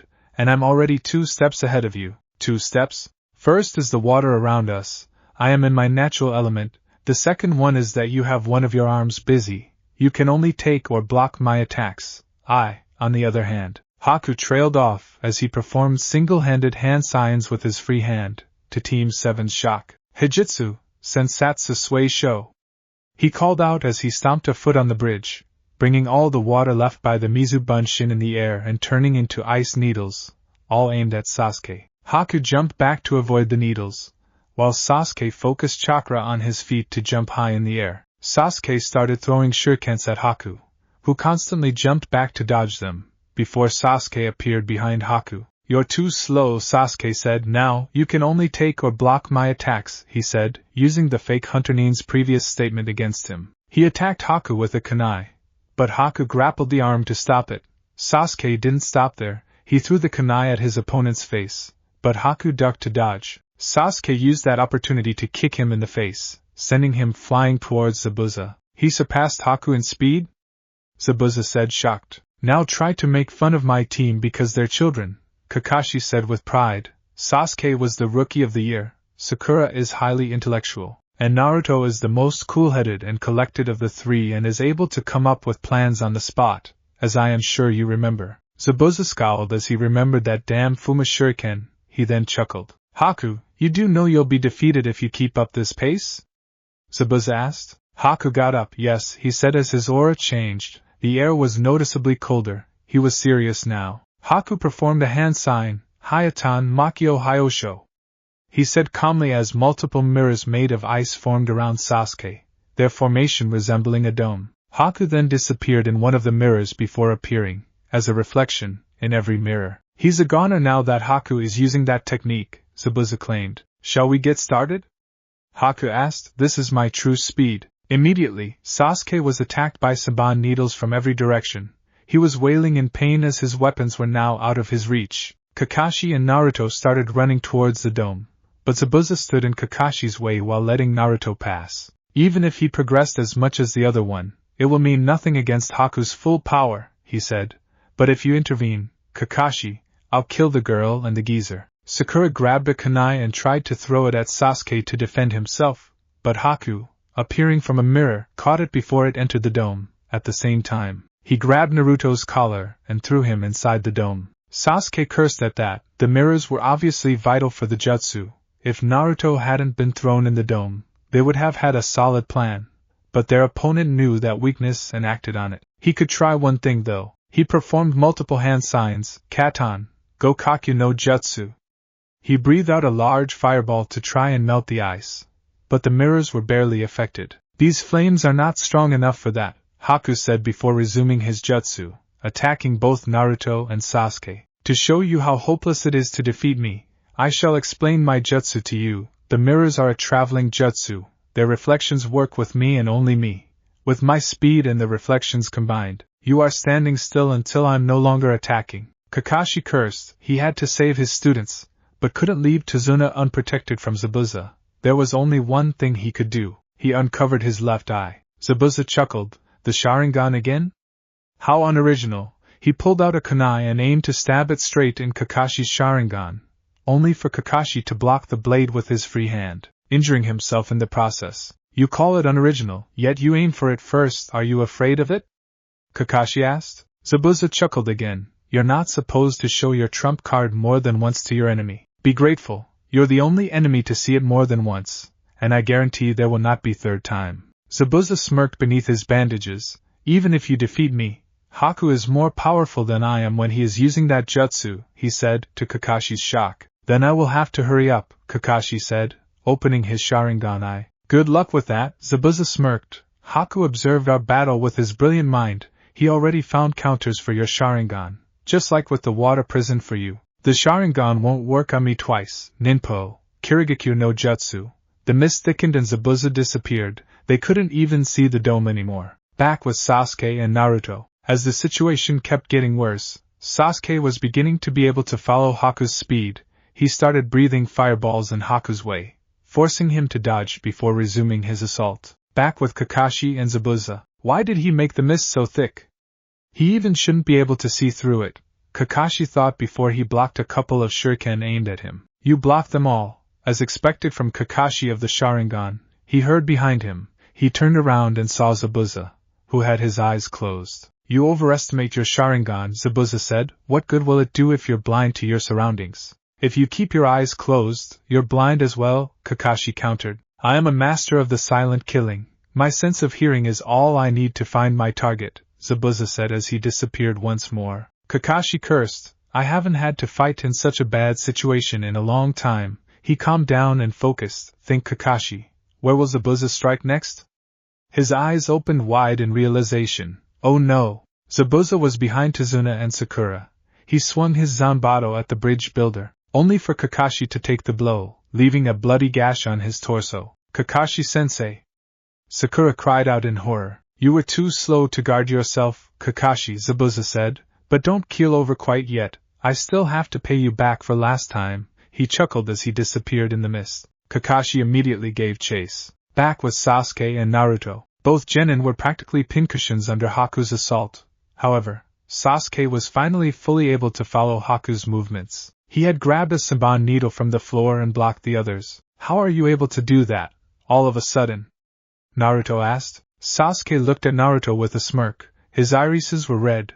His right eye had 2 tomo, while his left one eye had a single one. He had finally awakened the Sharingan. So you have a Kekkei Genkai as well, Haku said. Then I'll have to defeat you before you can completely predict my movements. Of course, Haku knew that attacking Sasuke directly was foolish now. He charged straight for Naruto. Sasuke ran as fast as he could to get between Haku and Naruto. Once he did, he could only take the blow for Naruto and push Haku away. Sasuke's blood was dripping down to the floor as he fell down. Sasuke! Naruto called out as he caught Sasuke's falling body. Is this really it? Sasuke wondered. I promised myself I wouldn't die until I killed my brother and Naruto. After what I did, you better not die, he said before he closed his eyes. There was a moment of silence before Haku got up and spoke. Is this the first time you see someone precious die? He asked as he returned to the mirrors. This is the path of a shinobi. Naruto chuckled. To Haku's confusion, Naruto got up and turned to Haku, who recoiled at the blonde's gaze. It was more bloodthirsty than Zabuza's when he talked about the Yondaime Mizukage. Someone precious? Naruto asked with a smirk. You misunderstand. With this mist hiding us from the rest of the group and with Sasuke out of the picture, I no longer need to hold back, he said as red chakra swirled around him. His wounds healed and he was no longer covered in Saban needles. His irises were blood red with slit pupils. His teeth turned into fangs and his nails lengthened into small claws. His hair became wilder and his whiskers thickened. This thirst for blood, what is he? How was he hiding this within himself? Naruto charged at Haku and punched the mirror he was in, smashing it in pieces. Haku tried to attack from above through one of the shards, but Naruto twisted his body and caught Haku's arm. Naruto reared his free arm and punched Haku square in the face, sending him flying out of the dome, which entirely broke after that last attack. Haku could barely get up. That single punch alone proved he was outmatched. I am sorry, Zabuza-sama. I cannot defeat him, he lamented as his mask broke to pieces. Naruto charged at Haku and kneed him in the guts and punched him into the ground. He continued his assault until his hands were drenched in blood. There was no need to go further. His opponent was dead. A crystal-like orb shot out of Haku, to Naruto's shock, and disappeared within Naruto. A soul? But how did Naruto wondered? His eyes widened in realization and he smirked. Of course, I always could dominate human souls, but most of them were worthless. This world, however, is very promising, he chuckled. With Kakashi and Zabuza, this chakra is the seal broken? No, if it was, the chakra would be much stronger than this, Kakashi thought as he pulled out a scroll. I can't afford to waste time, now. He opened the scroll, took some blood from his wound, applied it to the scroll, made some hand signs and slammed the scroll on the floor. Ninpo Kuchios, Doton, Tsuga no Jutsu. Beneath Zabuza's feet, dogs summoned by the scroll attacked Zabuza and restrained him by holding onto him with their jaws. If I can't follow you with my eyes or ears, I'll simply use my nose. I stopped your attacks and made your weapons reek of my blood to allow them to track you. The entire time you thought I was trapped. You were the one who fell for it, Kakashi said, making Zabuza scowl. Tell me, Zabuza, do you think I survived this long only because of the Sharingan? Then allow me to show you a jutsu of my own creation, not a copy. He performed a few hand signs before lightning chakra gathered in his palm and around him. Raikiri. Zabuza's eyes were wide in shock. The chakra is visible in his hand. Kakashi charged and rammed his lightning-covered hand into Zabuza's torso, piercing his heart. The summoned dogs disappeared now that their task was completed. Sakura, Tazuna-san. Kakashi called out, let's hurry to Naruto and Sasuke. They all ran towards where they thought the dome was, except they only saw Sasuke-kun. Sakura called out in horror as she ran to the Uchiha. Kakashi was horrified, but also looked around for Naruto. In the slowly dissipating mist, he saw two figures. One was down and the other was standing over the other one. As he approached the two figures, he saw that Naruto was the one standing up. Hey Naruto, Kakashi called out, but didn't receive an answer. He frowned, but saw the problem when he approached Naruto. Naruto had a horrified look on his face as he looked at his hands, which were drenched in blood. Kakashi patted Naruto's shoulder, snapping the blonde out of his thoughts. Kakashi-sensei, Naruto said, his voice trembling. He killed Sasuke. I just lost control. Kakashi nodded. It certainly explained the Kyuubi's chakra earlier. Because of the fox, he did his first, and easily the hardest, kill. Do you hate the feeling of killing someone? Kakashi asked. Of course I do. Naruto scowled as he lied. This feeling is disgusting. Then always remember it, for as long as you hate this feeling, you are a human, not a demon like the people of Konoha think you are. Let's go join Sakura and Tazuna. Naruto nodded as he followed Kakashi. He saw Sakura crying over Sasuke's body. Sakura, you're heavy, Sasuke panted as he regained consciousness. Sasuke-kun! Sakura cried in joy as she helped him get up. So Haku only put him in a near death. Or did he miss the killing shot? Kakashi wondered. Isn't this cute? A voice at the end of the bridge said with sarcasm. Everybody got on guard and turned to see a small man with a small army of mercenaries behind him. Gato, Tazuna said, I should thank you for killing Zabuza, as I had no intentions of paying him in the first place, though I wish you had kept the other one alive. I would have loved to make him pay for breaking my hand, Gato said as he looked at his left hand, which was in bandages. Before Gato could say anything else, an arrow landed right in front of him. Everyone turned to where the arrow came from and saw Inari holding a crossbow, the people of Nami behind him, holding various makeshift weapons such as pitchforks, and Naruto's clones beside him. The clones dispelled to give the original their chakra and memories. After they had stopped two mercenaries from taking Tsunami hostage, they followed Inari to gather the people to stand against Gato. Anyone who tries to pillage and steal from the island will face the force of the island.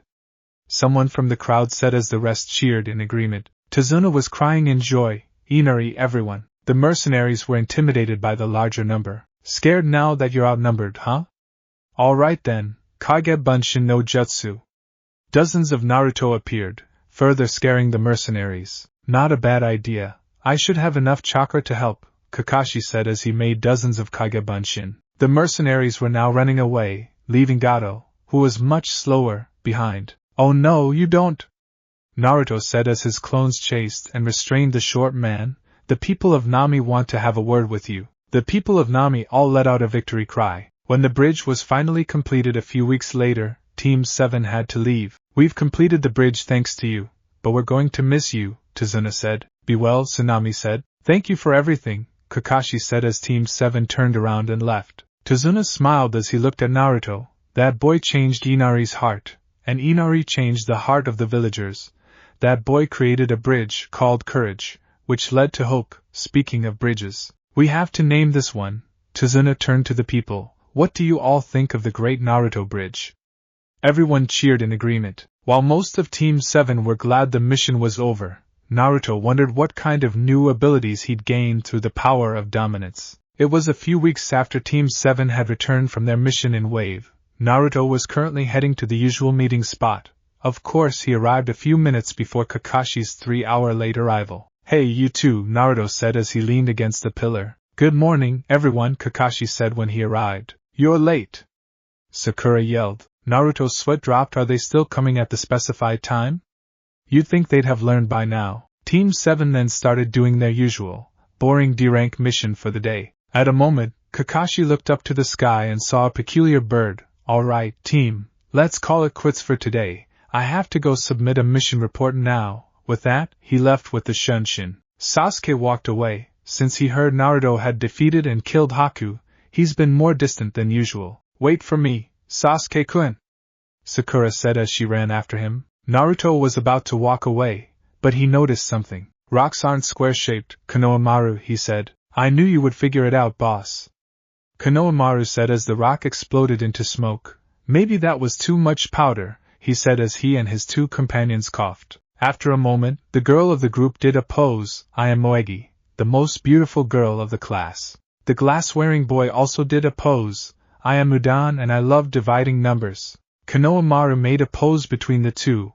And I'm Konohamaru, the village's #1 genius shinobi. The three of us make the Konohamaru Corps, they claimed at the same time. Naruto chuckled. I know, you've done this multiple times already. So, what is it? You said you would play shinobi with us, boss, Konohamaru reminded. Naruto blinked. Is it that time already? A shinobi playing shinobi, what's the point? A distraught Sakura, who was rejected by Sasuke, said, by doing this, I'm helping them train, Naruto explained. Speaking of training, you really should focus on that more, maybe then Sasuke will notice you. Hey boss? Who's this girl with the big forehead? Konohamaru asked. A tick mark appeared on said forehead as Sakura looked ready to pummel Konohamaru, who started running away from her. Unfortunately, Konohamaru, in his escape, bumped into someone. The guy Konohamaru bumped into wore a black, baggy, full-body suit with a red and yellow circle at the front. He also wore a hood that had cat-like ears and a Suna headband. He also had war paint on his face. The girl behind him had teal eyes and blonde hair, of a darker shade than Naruto's, that she kept in 4 ponytails. She wore a purple, off-the-shoulders garment that stopped at her thighs. With a red sash around her waist, she wore her Suna headband around her neck and fishnet on her shoulders and legs. The guy grabbed Konohamaru by the scarf. That hurt, you brat, he said. Stop it, Kankuro, the girl said nonchalantly. We'll get in trouble if you keep this up. Before Kankuro could say anything, a hand gripped the wrist he held Konohamaru with. Forgive me, Kankuro-san, Naruto said without sounding apologetic, but would you kindly let go of Konohamaru Sarutobi, the Sandaime Hokage's grandson? Kankuro, in his shock, let go of Konohamaru, who fell on his butt before hiding behind Naruto. The girl sighed. See? Even if Suna and Konoha are in an alliance, we would have in real trouble if you hadn't been stopped. Temari is right, Kankuro, another voice said, a voice that scared Kankuro and Temari. A guy landed next to the two through a sand shunshin. He had short and spiky auburn hair, pale blue-green eyes, surrounded by raccoon-like black eye rings and a red kanji for love on his forehead. He wore a black full-body outfit with t-shirt-like sleeves, 3/4 length legs and an open neck. He had a white cloth over his right shoulder and left hip, as well as a wide leather band over his left shoulder and right hip. The leather band made him carry a large gourd on his back. He also wrapped his Suna headband on the leather band. You're a disgrace to our village, he told Kankuro. Jigara, Kankuro said. Gaara turned to Naruto. I apologize for my brother's stupidity. Temari, Kankuro, we're leaving, he said before walking away, with the others following him. Wait, Sakura called out. Even if you come from an allied country, the treaty prevents shinobi from entering each other's country without permission. Then they have permission, otherwise they wouldn't be allowed inside the village in the first place, Naruto said. Listen to that guy, Temari advised Sakura. Even if he seems just as in the dark as you, he at least had the brains to figure that out. Forgive us for being in the dark, Naruto said. We simply have the laziest Jonin sensei in the village. Temari sighed. And now I feel sorry for you. The Chunin exams are happening here this time. Sasuke jumped down from a nearby tree. What's your name? He asked. Temari pointed at herself. Me? No, the one with the gourd. Gaara turned to Sasuke. You are not worth telling my name. As Sasuke scowled, Gaara looked at Naruto. But you are. I am Sabaka no Gaara. Naruto Uzumaki, Naruto said. Hopefully, we will meet in the exams, Gaara said before he and his team truly walked away, this time. You were so cool, boss. Konohamaru and his friends said. Naruto simply chuckled. Another trio was on a tree, observing the entire thing. What do you think? The guy with the black spiky hair asked. They don't look like much, the one with the bandaged face said. But we have to keep an eye on the blonde from Konoha and the guy with the gourd, with the Hokage. I called you all here for a reason, the Sandaime said to the many Chunin and Jonin in front of him. You should already know that from who is here though. That time of the year already? Kakashi asked. You've already reported to the other countries? Asuma, Team 10 sensei and son of the Sandaime, asked. I've already seen a few in the village. Asuma was a tall man with brown eyes, olive skin, short black spiky hair and a beard. From a certain angle, one might be reminded of a gorilla when looking at him. He wore the standard Konoha ninja uniform, save for a sash with the kanji 4 fire around his waist, his black bangles around his wrists, and the bandages around his biceps. So? When is it? Kurenai, Team 8 sensei, asked. Kurenai was a slender, fair-skinned woman. She had long and untamed black hair reaching her upper back and red eyes, quite unique when one doesn't have the Sharingan. With an additional ring in each irises, she had red lipstick and purple eyeshadow. She wore red mesh armor that only had a right sleeve. Her outfit looked like bandages, that had a design of rose thorns, wrapped around her body. She also wore bandages on her hands and her thighs. Of course, she had the shinobi sandals and her headband. 1 week from now, the Hokage answered. That's sudden, Kakashi commented. The Hokage puffed out some smoke from his smoking pipe. 7 days from now, the 1st of July, we will begin the Chunin exams. Those in charge of the new genin stepped forward. Kakashi, Kurenai and Asuma stepped forward. Which of your genin do you wish to enter in the exams? Hiruzen asked. Let's start with you, Kakashi. Team 7 Naruto Uzumaki, Sasuke Uchiha, Sakura Haruno. I, Kakashi Hatake, recommend all 3 for the Chunin exams. W what? Irika thought. Team 8, Hinata Hyuga, Shino Aburame, Kiba Inuzuka. I, Kurenai Yuhi, recommend all 3 for the Chunin exams. Team 10, Shikamaru Nara, Choji Akimichi, Ino Yamanaka. I, Asuma Sarutobi, recommend all 3 for the Chunin exams. Everyone behind the 3 whispered about how long it has been since rookies entered the exams. Please wait, Irika said as he approached the 3. What is it, Irika? The Sandaime asked. Excuse me for interfering, but all 9 genin were students of mine at the academy. Every one of them is talented, but it's too early. They need more experience. Who are you to judge who is ready? Kakashi asked a bit harshly. Do I need to remind you that if Mizuki hadn't turned traitor, Naruto would still be at the academy? He had to take advantage of a traitor's ploy to gain the Kage Bunshin, which allowed him to graduate. Irika winced at that. I should also mention that Naruto figured out the Kage Bunshin's biggest secret on his own. That was impressive, everyone admitted. You don't know how much they've improved, Irika, so let it go, Kakashi finished. But, Irika, Hiruzen interrupted, I understand your argument. Since you believe they are not ready, you will personally put them in a preliminary exam, knowingly or not. Back with Naruto, 2 days later, Naruto was headed for the usual Team 7 meeting spot, once again.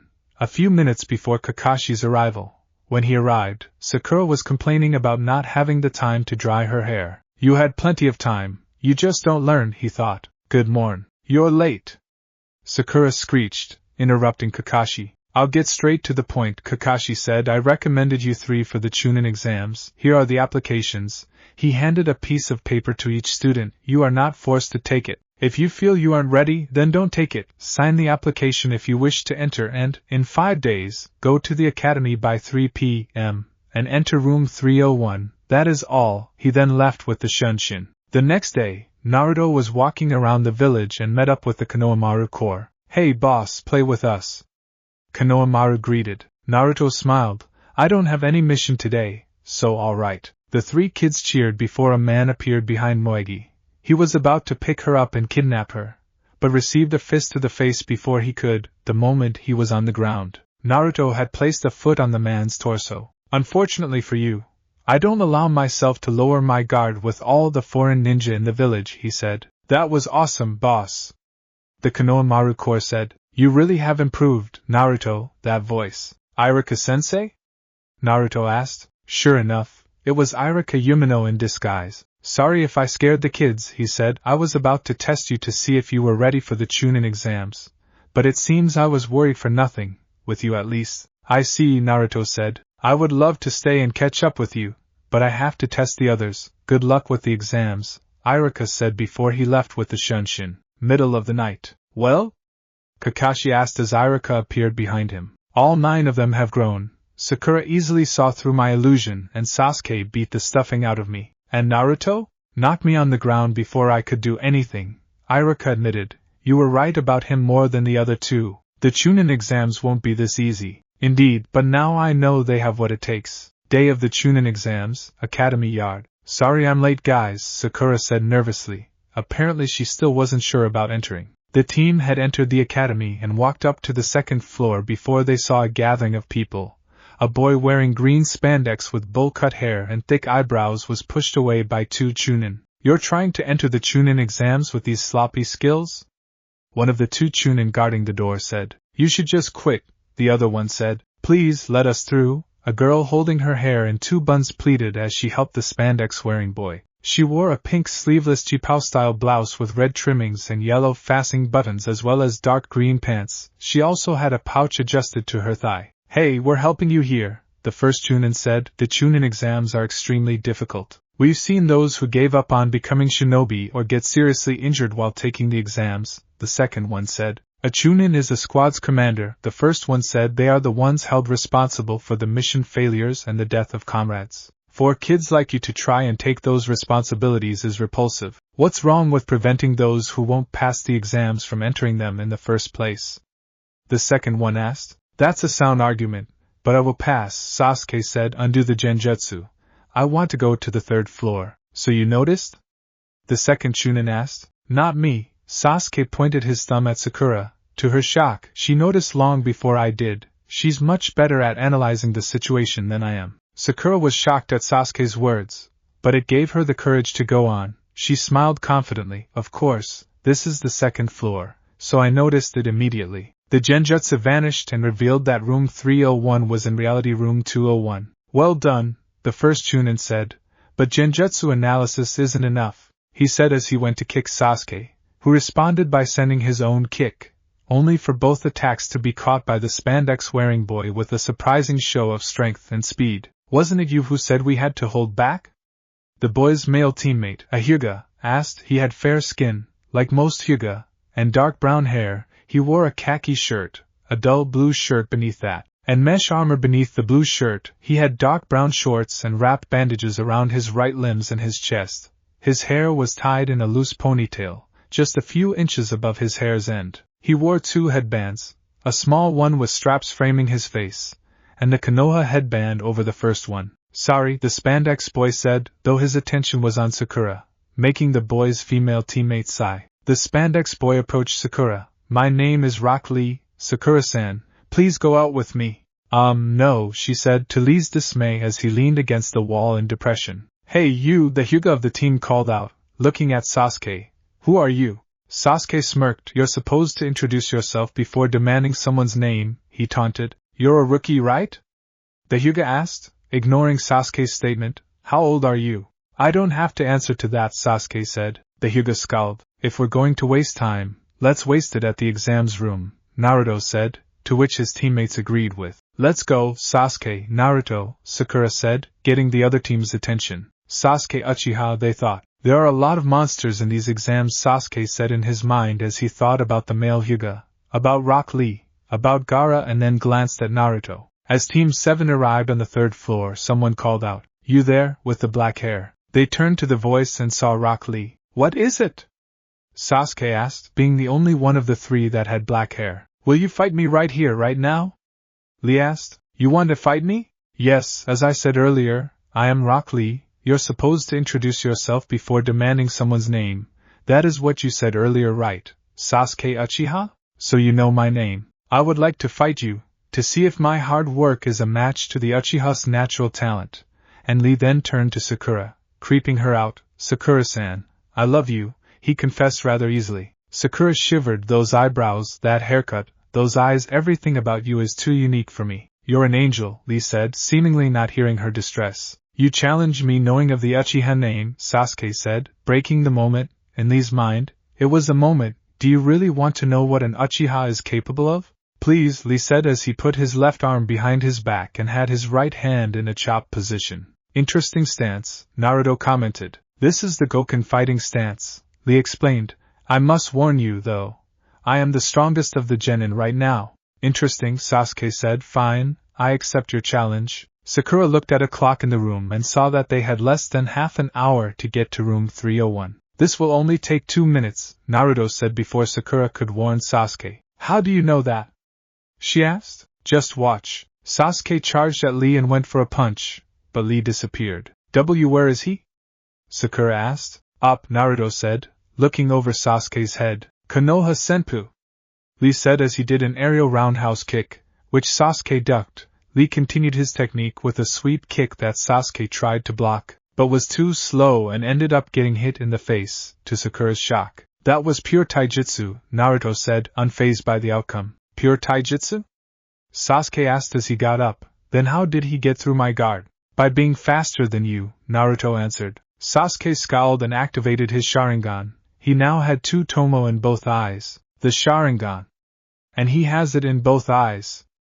Sakura thought, odd. So that's the Sharingan, Lee thought. It won't change anything. Naruto knew that already. Lee's confidence was different from Sasuke's. "Don't get your hopes up now, Sakura. Observe and see if it makes a difference." The Pinkette was confused at what Naruto said, but paid attention. Sasuke charged Lee and immediately got kicked in the chin, to Sakura's horror. Lee charged Sasuke with a multitude of kicks before elbowing him in the abdomen. "As you can see, your teammate was correct," Lee said. "Even if your Sharingan can see through ninjutsu, genjutsu and taijutsu, if your body cannot follow what you see, then it is useless." Sasuke was shaking in fury and charged Lee. "Among the strong, there are 2 types of people," Lee said as he kept dodging Sasuke's attacks. "Geniuses and hard workers. If the Sharingan makes you a genius, Sasuke Uchiha, then I am the hard worker that constantly improves his taijutsu. Your untrained Sharingan and my taijutsu skills result in a one-sided fight." With that, he kicked Sasuke in the chin once more, knocking him in the air. Lee crouched and jumped behind Sasuke. "I win!"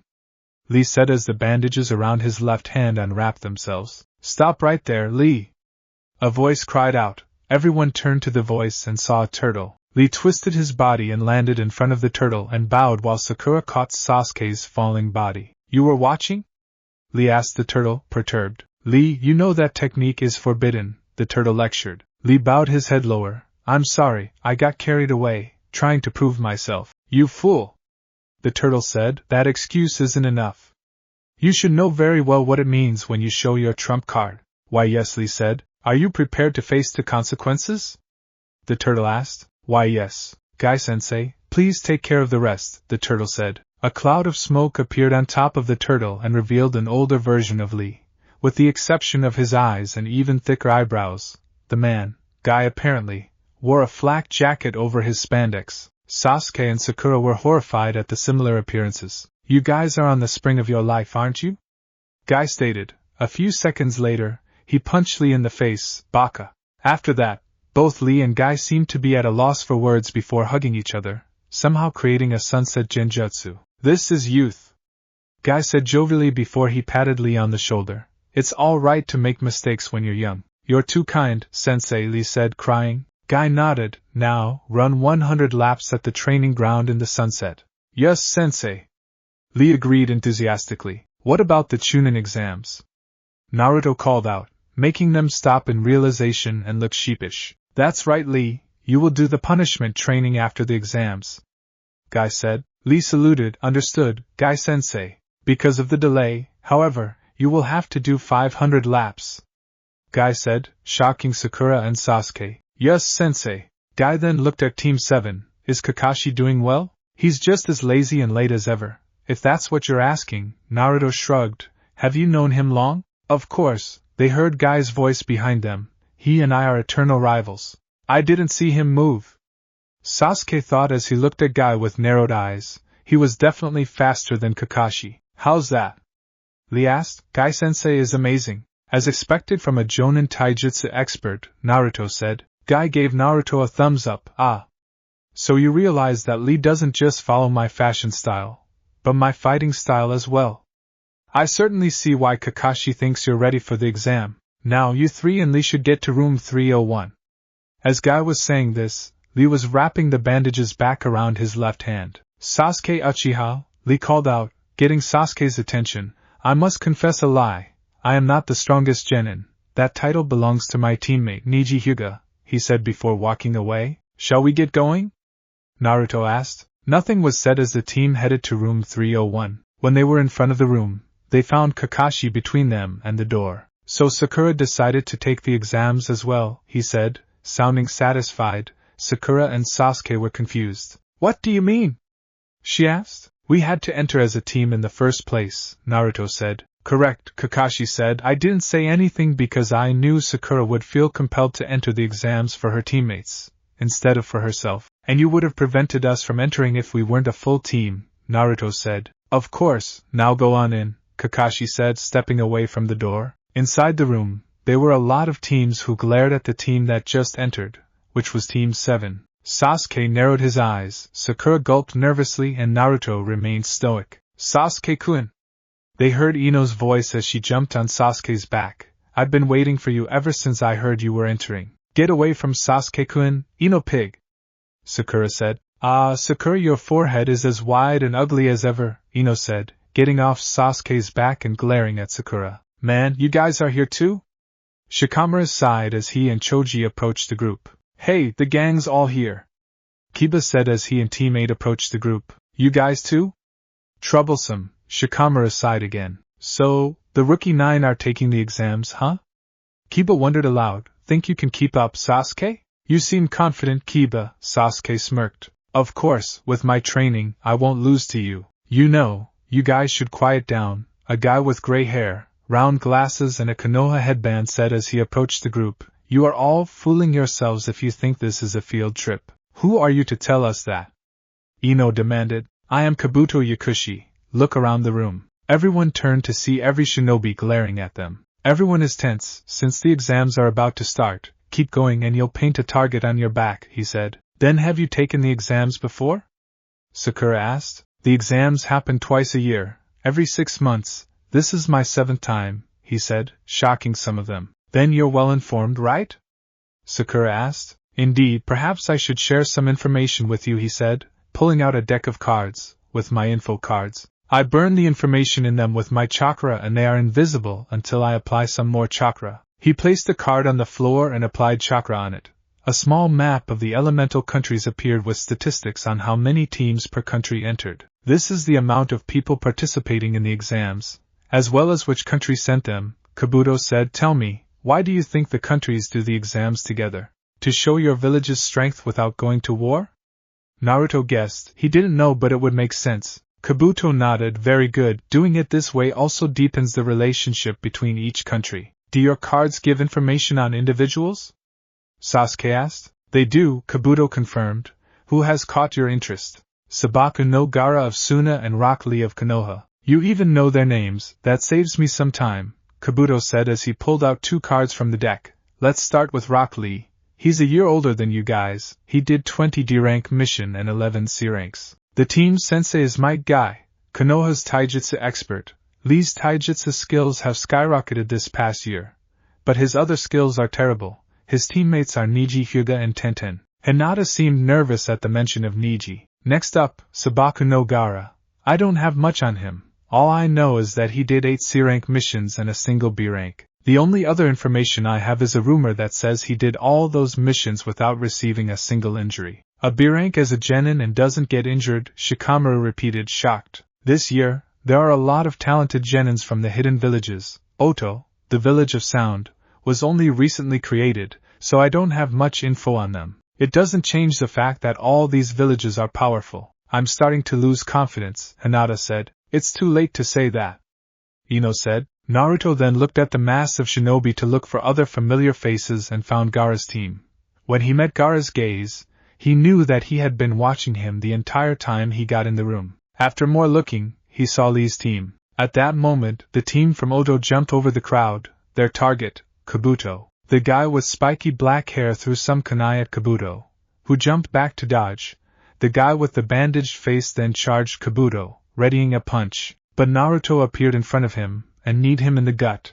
To the shock of the rest of the rookie 9, Naruto threw the guy to his teammates. Save your strength for when you have to fight in the exams. You will only look weak if you are so easily provoked, he said. So the Uchiha isn't the only one in the team who is skilled, Neji realized. He didn't look like much with that outfit, Tenten said before looking at Lee's green spandex. Then again, Lee didn't notice, however, as he was caught in his desire to not only face Sasuke, but Naruto as well. I'm glad I dropped the kid when I did, Kankuro said nervously. Temari nodded. He's probably still holding back. Gaara smiled psychotically. A cloud of smoke appeared at the front of the class. Quiet down, you maggots. An aggressive voice demanded. A group of proctors were now in the room. In front of them was a large, imposing man with 2 large scars on his face. He wore his headband like a bandana. He wore the same gray outfit as the other examiners, along with a black coat. I am Ibiki Marino, head proctor of the first test of the Chunin exams. You, the Oto team, follow the brat's advice and don't try anything funny, otherwise all 3 of you are out of the exams. Ibiki said. My apologies, the bandaged one said. We got excited, with this being our first exam. You don't see the rest of the first-timers doing the same, Ibiki countered. Since this happened, I will warn everyone, do not try to fight unless it is allowed. It is also prohibited to kill each other. Failure to comply results in being thrown out of the exams, understood? Hearing no complaints, he continued, we will now begin the first test of the Chunin exams. Turn in your applications, take a number and take that numbered seat. We will then pass the papers for the test. Everyone did so and Ibiki stated the rules. First rule, you will start with 10 points. Each question is worth a single point. Answer correctly, you keep your points. Answer incorrectly, you lose a point. Second rule, passing or failing the test depends on the team's total amount of points. Third rule, if a proctor around the room determines you cheated during this test, you will lose 2 points. Finally, if anyone in the team goes down to 0, the entire team fails. You have 45 minutes to do the first 9 questions. After that we will all do the last one together. Begin. The questions on the papers were too complicated for the genin in the room, so everyone started cheating as subtly as possible. Kiba's Niken, Akamaru, was telling the answer from looking at those who had an easy time answering, since only an Inuzuka could understand a Niken that doesn't speak the human language. Shino was using his clan's ability to communicate with insects to copy the answers. Tenten used ninja wire to tilt the mirrors on the ceilings and see other people's answers, as well as showing the answers to Lee. Naruto looked at the paper, then leaned on his left knuckle and closed his eyes. Hinata, who was using her clan's Kekkei Genkai, the Byakugan, to see other people's answers, saw Naruto and was worried about him. But before she could whisper to him, due to being seated to his right, he opened his eyes and smirked before writing on the paper, 1 question at a time. Sakura easily answered by herself as well. When she answered them all, Ino used her clan's mind transfer jutsu and invaded Sakura's body to read her answer. Neji also used the Byakugan to see through someone's body and read his answers. Sasuke used his Sharingan to copy someone's handwriting, copying the answers at the same time. Gaara closed one eye and created an eye out of sand. He then crushed it. The grains of sand went to another genin's eyes. The sand eye appeared over the genin's test and allowed Gaara to see the answers. Kankuro said he had to go to the bathroom and a proctor cuffed him and followed him. In truth, that same proctor was Kankuro's literal puppet, Karasu, and the entire time, Karasu communicated the answer in a way only a puppeteer understood. When he returned, it was time for the 10th question. Before I tell you the question, there is a special rule. First, you are going to choose if you wish to answer the question or not, Ibiki said. And if we decide not to answer? Temari asked. Then you fail the exam, taking your teammates with you, and try again next time, Ibiki answered. Then of course we're going to take it. Someone yelled. But if you take the question and answer incorrectly, you will never be allowed in the Chunin exams ever again. Blood ran cold for most of them as they heard that. That's a dumb rule. Kiba said, some of us have taken these exams before. They didn't have me as a proctor back then. If you think you got what it takes, then answer. If not, raise your hand right now and try again next time. A lot of hands were raised until 80 students were left. It was more than Ibiki expected. But it seems that, though they were nervous, they were willing to take the risk. Very well then, Ibiki said. Everyone here passes the test. What? What about the question? Sakura asked. Ibiki laughed. There is no question. Or perhaps I should say, the question is whether or not you take the question. Then what was the point of the 9 other questions? Temari asked. To test your abilities in information gathering, we showed you the pressure a Chunin constantly goes through during each mission, as you should all know by now. These questions were far too complicated for Genin. That's why we have 2 Chunin among you to copy from. 2 participants got up, reducing the number to 78. Those who weren't sneaky enough failed, of course. Why?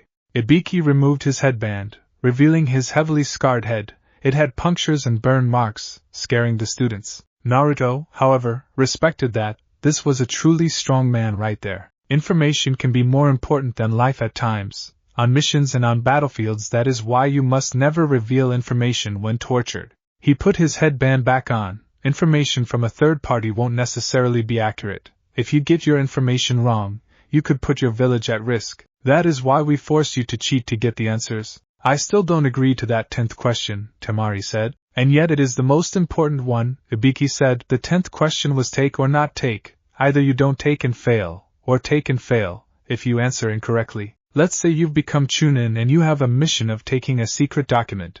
The number of enemies, their abilities and weapons are unknown, not to mention the possible traps set up. Will you accept the mission? For the sake of our village, we have to risk our very lives, Naruto said. Ibiki nodded. Exactly, now that all of you know that, I wish you luck for the second test. Suddenly, a ball of cloth entered the room through breaking a window. The ball had someone inside who threw kunai on the cloth's corners, embedding to the walls and revealing a flag. The person inside the cloth? A woman with purple hair shaped like pineapple, from behind unlike Shikamaru's over-the-head ponytail. She wore an orange miniskirt and an open tan overcoat with fitted mesh suit underneath, from her collar to her mid-thighs. On the flag was written the proctor of the second exam, the sexy and single, Anko Mitarashi. I am the second proctor, Anko Mitarashi, the woman said. There was an awkward silence in the room. You're early, Ibiki said from behind the flag. Anko expertly ignored the comment. What the hell, Ibiki? 78 participants. Have you gotten soft? Anko said. They were nervous, but willing to take the risk, Ibiki said, walking around the flag. That's what made them pass in the first place. Whatever, my test will have more than half of these teams fail, she claimed, unnerving the genin. Your Jonin-sensei will tell you the meeting point and time. Be there tomorrow, that is all. Naruto smirked. Her claim alone made this interesting. Welcome, everyone, to Training Ground 44, also known as the Forest of Death, Anko introduced. Before we begin the exam, I'm going to pass these out to everyone, she said, pulling out consent forms. Is Hokage-sama worried about being on the receiving end of another Kage's wrath? Naruto asked. More like he doesn't want to go to war because someone died.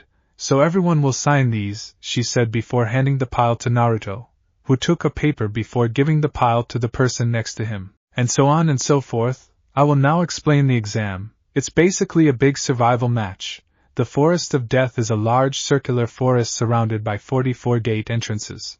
Hence the rank Training Ground 44. There is a river and a tower in the very middle of the forest. The tower, which is your destination, is exactly 10 kilometers away from every gate. She pulled out 2 scrolls of different color. These are the scrolls of heaven and earth. You will have to bring both to the tower.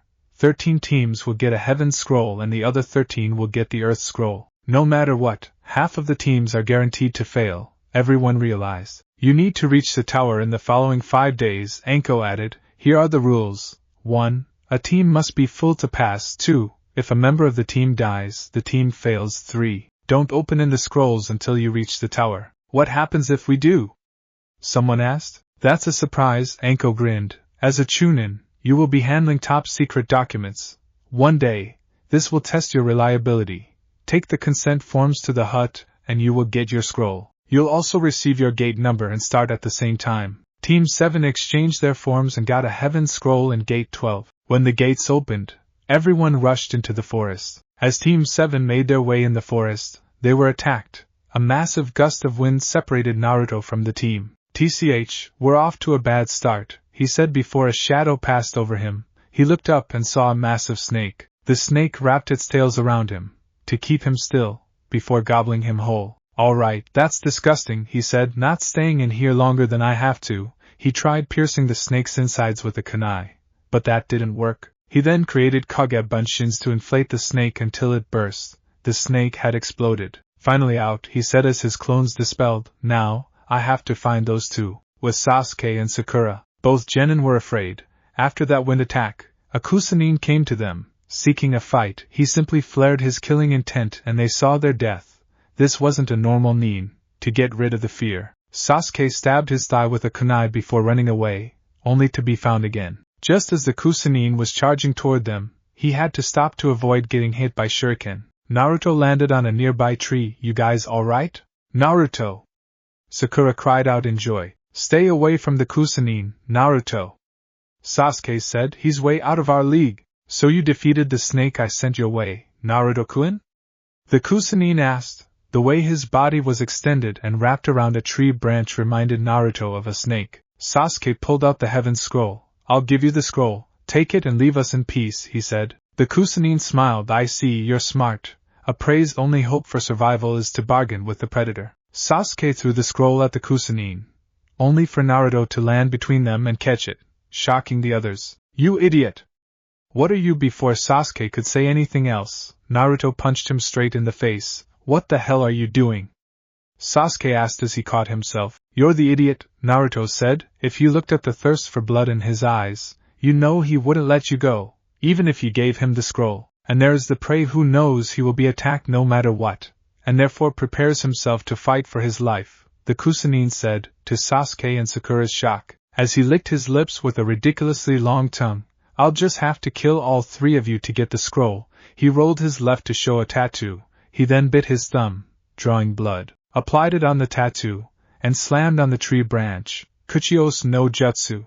A snake, much larger than the last one Naruto saw, appeared beneath the Kusanine's feet. It destroyed the branch from beneath Naruto's feet, knocking him in the air. As the snake raised its head to reach Naruto, it opened its mouth. "Oh hell no! I'm not getting eaten again," he said as he activated Kyuubi's chakra. He twisted his body to avoid the mouth before clawing at the snake, blood gushing from the newly made wound. He then kicked the snake, sending its head back slightly. "Those eyes," the Kusanine said, "there's no mistaking it." When Naruto was about to continue his assault, snakes came out of the Kusanine's sleeve and restrained him before bringing him closer to the nin. He lifted Naruto's jumpsuit top and found what he was looking for. "There it is, the Kyuubi seal," he said. "The seal is still visible?" Naruto thought. The seal never broke, considering Kyuubi never escaped, but he didn't think it was still visible. The Kusanine performed a hand sign before bracing a single hand, his fingers glowing with chakra. "Gojyo Fuin," he said, striking Naruto straight at the seal on his abdomen. Damn it, Naruto thought before he lost consciousness. The Kusanine took the heaven scroll from Naruto's pouch before throwing him aside, down to the shadows of the ground floor. "Naruto!" Sakura called out as she threw a kunai to embed itself on the clothes and tree to prevent him from falling. But to her horror, she missed, resulting in Naruto falling in the shadows. In these very shadows, Shinigami appeared and caught his lord. It was finally time. He returned to the castle, carrying his lord. He felt that every servant felt their master's return. He arrived at the throne room, where the rest of Dracula's essence was, and sat his lord on the throne. Feeling its missing piece in the body, Dracula's essence merged with the body. Dracula opened his eyes and saw his surroundings. "So I am finally back," he said as he looked at himself, "yet I do not feel the curse of the vampire within me." "The Crimson Stone was what gave you the curse, my lord. With it broken, your new body can't receive the curse. whatever power you do not have due to lack of vampirism. You have a similar one through your arsenal of souls. You will need a replacement to gain eternal life once more. However, Shinigami said. Dracula nodded. You should rest, my lord. You must recover your strength for your return. Dracula smirked. Actually, I would like to talk about that. Have you observed my mission in Nami no Kuni? Unfortunately, I was busy keeping the others from going in a panic. I was fortunate to be able to observe the Chunin exams. Then you will love to hear this, Dracula said. The human souls in this new world are worthy of mention. The Shinigami grew interested. You have another soul? The Lord of Darkness nodded. I have domination over Hakiyuki's soul, gaining his Kekkei Genkai. The Hayatan Kekkei Genkai. This is unexpected. I shall play along as a human for a while longer, Dracula said. I will, however, use the 5 days to my advantage here, he said as he summoned a Persephone maid. Bring me Muramasa. I shall bring it with me when I leave. The maid bowed. Right away, my lord, she said before leaving the throne room. I suppose a change to more noble clothes is out of the question then. Of course, while it is possible to find a weapon in the forest, a fresh pair of clothes is quite the stretch. That is why we shall leave the seal as it is. There shouldn't be anyone with the ability to release the Gojyo Fuin within that forest, other than the one who used it on me in the first place. Speaking of the seal, my lord, I believe it is time to unite the two halves of Karama, Shinigami said, handing Dracula a glowing crimson orb. Dracula took it and absorbed it, finally completing the fox. Back with Sakura and Sasuke. Sakura applied another wet rug on Sasuke's forehead as she though on what happened. After Naruto's defeat, Sasuke gained the courage to fight the Kusanine, and it was pretty even for a moment. But the Kusanine was actually someone named Orochimaru, in disguise and severely holding back. When he revealed his identity, he bit Sasuke on the neck, leaving a weird mark and making him lose consciousness, and left. It was now the second day of the second exam, and she was sleepy from keeping watch. Keeping watch and not getting a wink of sleep, a voice said, fully waking her up through fear. She turned around and saw the Odo team that almost attacked Kabuto. Could you wake up Sasuke? Despite sounding like a question, it was an order. We would like to fight him, though I wished my revenge on that blonde, but it seems you've been separated. What is your purpose here? Sakura asked. Did Orochimaru send you? What is that mark he put on Sasuke's neck? Her last two questions shocked the bandaged guy. What is Orochimaru thinking, sending us against someone he marked? He wondered. Does it matter? The spiky-haired guy asked rhetorically. I want to fight him even more. Wait, Zaku, the bandaged guy said. He then patted the ground. The dirt's color indicates it's recently been dug up. Such a mediocre trap. Zaku scowled. That explains why she threw her kunai at our tag squirrel. The explosion tag probably went off by now. Sakura's eyes widened. A squirrel tried to approach her earlier, and she scared it off by barely missing it with a kunai. But she didn't know it was tagged with an explosive, the poor thing. Let's get rid of her right away, the bandaged guy as the entire team jumped in the air. Sakura smirked as she cut a tripwire. A giant log was about to smash into the entire team. Worthless, the bandaged guy rolled his right sleeve, revealing a strange contraption on his forearm and destroyed the log. How he did it, Sakura couldn't see. Konoha Senpu! A familiar voice cried out as he kicked the Odo team away. Landing in front of Sakura was Rock Lee, with a familiar squirrel on his shoulder. How did you get here, Lee? Sakura asked. Thanks to this little guy, Lee said as put the squirrel on the ground. The squirrel quickly ran off. The bandaged guy pulled an earth scroll. Zaku, I trust you to deal with Sasuke, he said, throwing the scroll to his teammate, who caught it. I'll deal with these two. He rolled his right sleeve again. I can have some fun against your taijutsu skills, he said, charging at Lee. Sakura threw a kunai at him, but he jumped to dodge. He then punched Lee, who blocked. He smirked and flicked the contraption. A sound echoed in the area and Lee started bleeding from his left ear. What? Sakura cried out as Lee staggered for a moment. Surprised? With this gauntlet, I can use my chakra to manipulate sound and send it wherever I want. This is bad, Lee thought. I have to incapacitate him before he gets me a second time. He unwrapped the bandages on his hands. Guy-sensei, I can now use this jutsu for the one reason you permitted to. Protect someone precious. Lee rushed to his opponent with surprising speed and kicked him on the chin, sending him in the air. He jumped behind his opponent and trapped him in his bandages. Lee grabbed his opponent as they fell. Damn, Dosu won't be able to break the fall restrained like that. Zaka said as he made some hand signs. Lee and Dosu started spinning, Omote range. Zaka slammed his hands in the ground, burying them. Lee jumped away just in time to let Dosu crash on the ground by himself. However, the ground was softened to cushion his fall. Just in the nick of time, Zaka said. Dosu pulled himself out of the hole. Impossible! Lee said. What a technique, Dosu said. Even with Zaka using air pressure to soften the ground, it's still very painful. Lee was panting, his body was strained from the lotus. Dosu readied his gauntlet, charged at Lee and threw a punch, which Lee dodged. It didn't matter, the sound waves reached him anyway. Lee became shaky and fell to his knees before throwing up. Your turn, Dosu said, charging at Sakura, who readied a kunai. Lee quickly got up and charged at Dosu, who looked shocked. Konoha senpu, he said, about to kick Dosu, but he was slowed down, due to his agony. Dosu caught the kick. Even if you can move, my attacks left their mark. He went to punch Lee, who dodged, but the sound waves attacked his left ear again. This time, he fell unconscious. Further away, Team 10 was observing the battle. I say we run away, Choji said. They're too dangerous for us. Shikamaru sighed. Sasuke's out of it.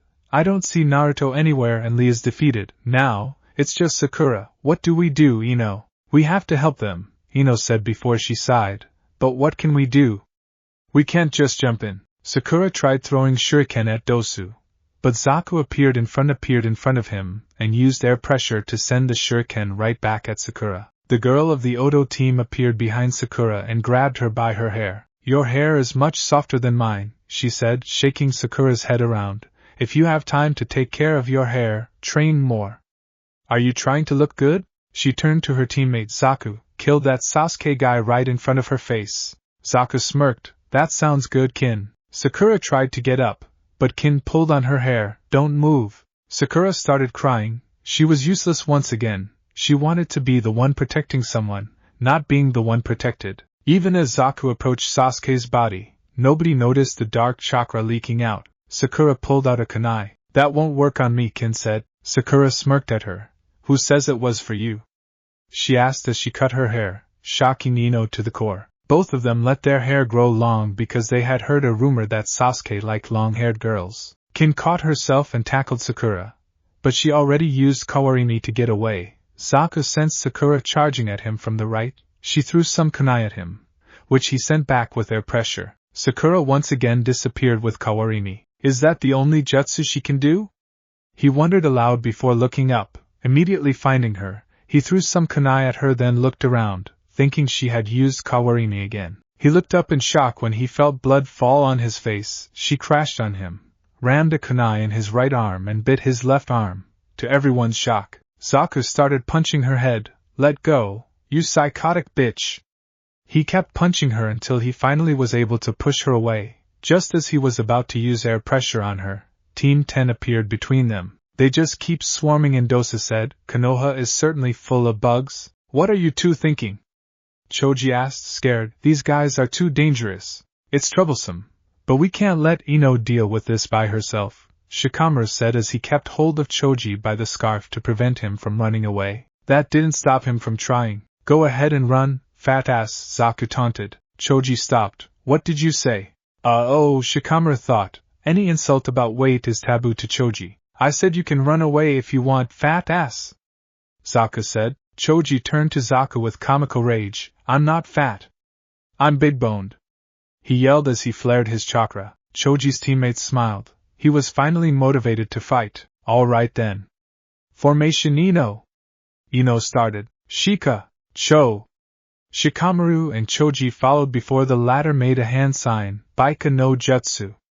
He then inflated like a balloon.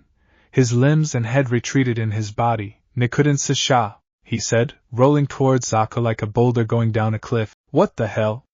That's just a fat ass rolling, Zankaha, he said, sent his airwaves at Choji. The airwaves kept Choji rolling in place for a moment before he jumped in the air and started falling towards Zaku. Dosu charged at his teammate to try and push him out of the way. Ninpo, Kage Main no Jutsu, Shikamaru said as his own shadow extended and connected with Dosu's, keeping him in place. Zaku jumped out of Choji's way just in time. Your turn, Ino, Shikamaru said as he made Dosu do some stupid poses with the Kage Main no Jutsu. Ino made a hand sign and pointed it at Kin, Ninpo, Shintenshin no Jutsu.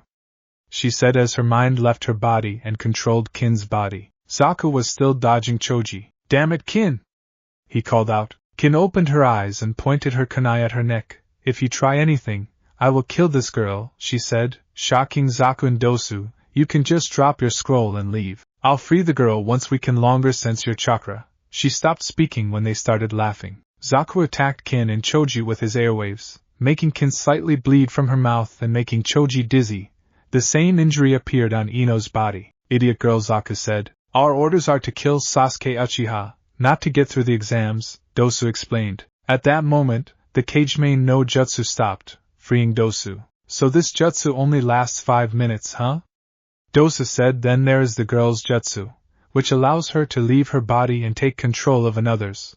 But if we kill Kin, she will die as well. You would kill your own teammate?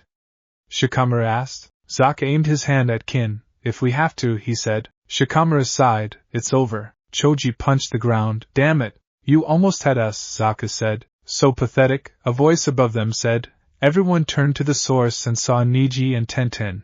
Mere Otonins acting like victors against second-rate shinobi, Niji said. You Konohanins really are like bugs. Zaku said, irritated that someone else joined the fight. The one with the bobbed hair is our teammate, Niji said, activating his Byakugan. The veins becoming visible next to his eyes surprised everyone, except Tenten. You seem to have gone overboard with him. Niji then sensed something and deactivated his Byakugan. Then how about coming down here and teach us a lesson? Dosu taunted. That is unnecessary. Someone else will prevent me from wasting my time with you, he said. Sasuke was up. He had black marks all over the left half of his skin and was leaking sinister chakra. He looked at Sakura and saw her condition. Sakura, who did this to you? His voice was calm and ruthless. T the cursed seal. Dosu thought. Zaku smirked. I'm the one who gave her a beating. Sasuke immediately turned to Zaku. Shikamaru, along with Ino's body, and Choji hid. Ino cancelled her jutsu and returned to her body. Orochimaru really did mark him, Dosu realized. It doesn't matter. I'll deal with him. Zaku said. Zaku, don't. You don't understand. Zankukyakua.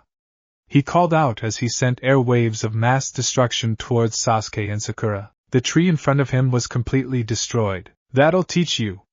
Zaku smirked. Teach who? Sasuke said as he appeared next to Zaku, carrying Sakura, and backhanded him in the face, sending him flying several feet away. Zaku! Dosu called out. Sasuke made some hand signs faster than ever before. Katan, Hausenka no Jutsu. He said as he breathed out several small fireballs toward Zaku. That's nothing. Zaku said as he sent airwaves to extinguish them, but within the fireballs were shuriken that never faltered, wounding Zaku. Sasuke rushed toward Zaku, got behind him and grabbed his arms while putting a foot on his back. You seem quite proud of these arms, aren't you, Zaku? Sasuke asked rhetorically as he pulled Zaku's arms and applied pressure on his back. Stop. Zaku pleaded, but Sasuke didn't stop and dislocated his arms. Sasuke dropped Zaku and turned to Dosu. And then there was one, he said calmly, walking. Sakura ran towards Sasuke and hugged him from behind. Stop. She said, please stop. The marks returned to the seal left by Orochimaru. Sasuke sat on the ground and started panting. Sasuke Uchiha, Dosu called out, pulling out the earth scroll. We cannot defeat you, take it. He put the scroll on the ground, grabbed his teammates and left. What a normal chakra, Niji thought as Tenten picked Lee up, or rather, she shook him to wake him up. Ino decided to fix Sakura's hair. After that, everyone went their separate ways. 2 days later, 4 days since the exams started and still one scroll and no sign of Naruto, Sasuke said as he and Sakura cooked fish. Remembering that the exams started at 3 p.m., we have about 25 hours left. A lot of teams probably finished by now, Sakura said. We have to find a heaven scroll and Naruto. Sasuke nodded and pulled out a canteen. He tried to drink, but it was empty. I'll go get some water, he said, walking away. Sakura stayed behind, watching the fire grow weaker. Sakura-san, she heard someone call her out. She turned around and saw Kabuto-san? She said, what are you doing here? I got separated from my team and am headed to the tower to meet up with them. Since we have both scrolls, he said before looking around, where are Sasuke-kun and Naruto-kun? Sakura looked down, Sasuke is gone to get some water and we got separated from Naruto when we were attacked by that Orochimaru guy. Kabuto's eyes widened. Orochimaru of the Sannin? Sakura looked up to Kabuto. You know him? Everyone has heard of him. He was one of Sandaime-sama's students before he became a Nukenin. Kabuto? They heard Sasuke ask. Good day to you, Sasuke-kun, Kabuto greeted. As I just told Sakura-san here, I got separated from my team and was heading to the tower to meet up with them. And I'm just supposed to believe you're not after our scroll? Sasuke asked. Well, if you require proof, Kabuto said as he pulled out the Heaven and Earth scrolls. Sasuke braced himself. You would fight me for one of my scrolls? Kabuto asked. We're running out of time, Sasuke said. This is the only way. Kabuto smiled. I disagree. Should there even be enemies left? Sasuke asked as he, Sakura and Kabuto tree-hopped in the direction of the tower. Of course, the best way to fight in a battle like this exam is to place a trap and ambush the enemy. With so little time left, everyone will cluster around the tower to trap each other, Kabuto explained. By nightfall, the trio were at a visible distance from the tower. They tried getting closer, but despite how long they walked, they never seemed to approach the tower. They realized they were trapped in a genjutsu. As they noticed this, they were ambushed by an army of Aimnin. Don't worry about their numbers, they're all bunched of a kind, Kabuto advised. The team of Aimnin hiding behind the genjutsu chuckled at the luck of finding such easy praise, only to feel an arm wrap around their necks and a blade pierce their torso. The army disappeared. Hey, what happened? Sakura asked. Someone must have taken care of the real ones, Kabuto theorized. An enemy? Sasuke asked. Not a chance, a familiar voice answered. They all looked up and saw Naruto and two Kage Bunshin carrying the AIM team. Naruto! Sakura cried out in joy. So you didn't kick the bucket, Sasuke stated. Would you rather I did? Naruto asked. Of course not. If I have to spend 5 days in this forest for this exam, I want to pass. You and me both, Naruto said as he landed in front of the others, dispelled his Kage Bunshin and searched the AIM team for scrolls. How are we, scroll-wise? Orochimaru, the man who attacked us, burned our Heaven Scroll, but we got an Earth Scroll from the Odo team that attacked Kabuto before the first exam, Sakura answered. I see, Naruto said as he kept looking for a scroll in the Aimnin's belongings. Sasuke looked the katana strapped to Naruto's hip.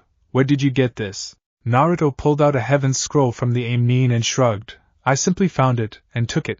Anyways, we got both scrolls, now. Sakura cheered and Sasuke smirked. By dawn, they all reached the tower and even met up with Kabuto's teammates before each team went their separate ways. They entered a large room that had a riddle of some kind, but there was a piece missing. Now that we've arrived at the tower, I think we can open the scrolls now, Naruto said. With that, the team opened the scrolls and threw them away when they saw a summoning seal. The scrolls had summoned Iruka Yumino. Congratulations on finally passing the second exam.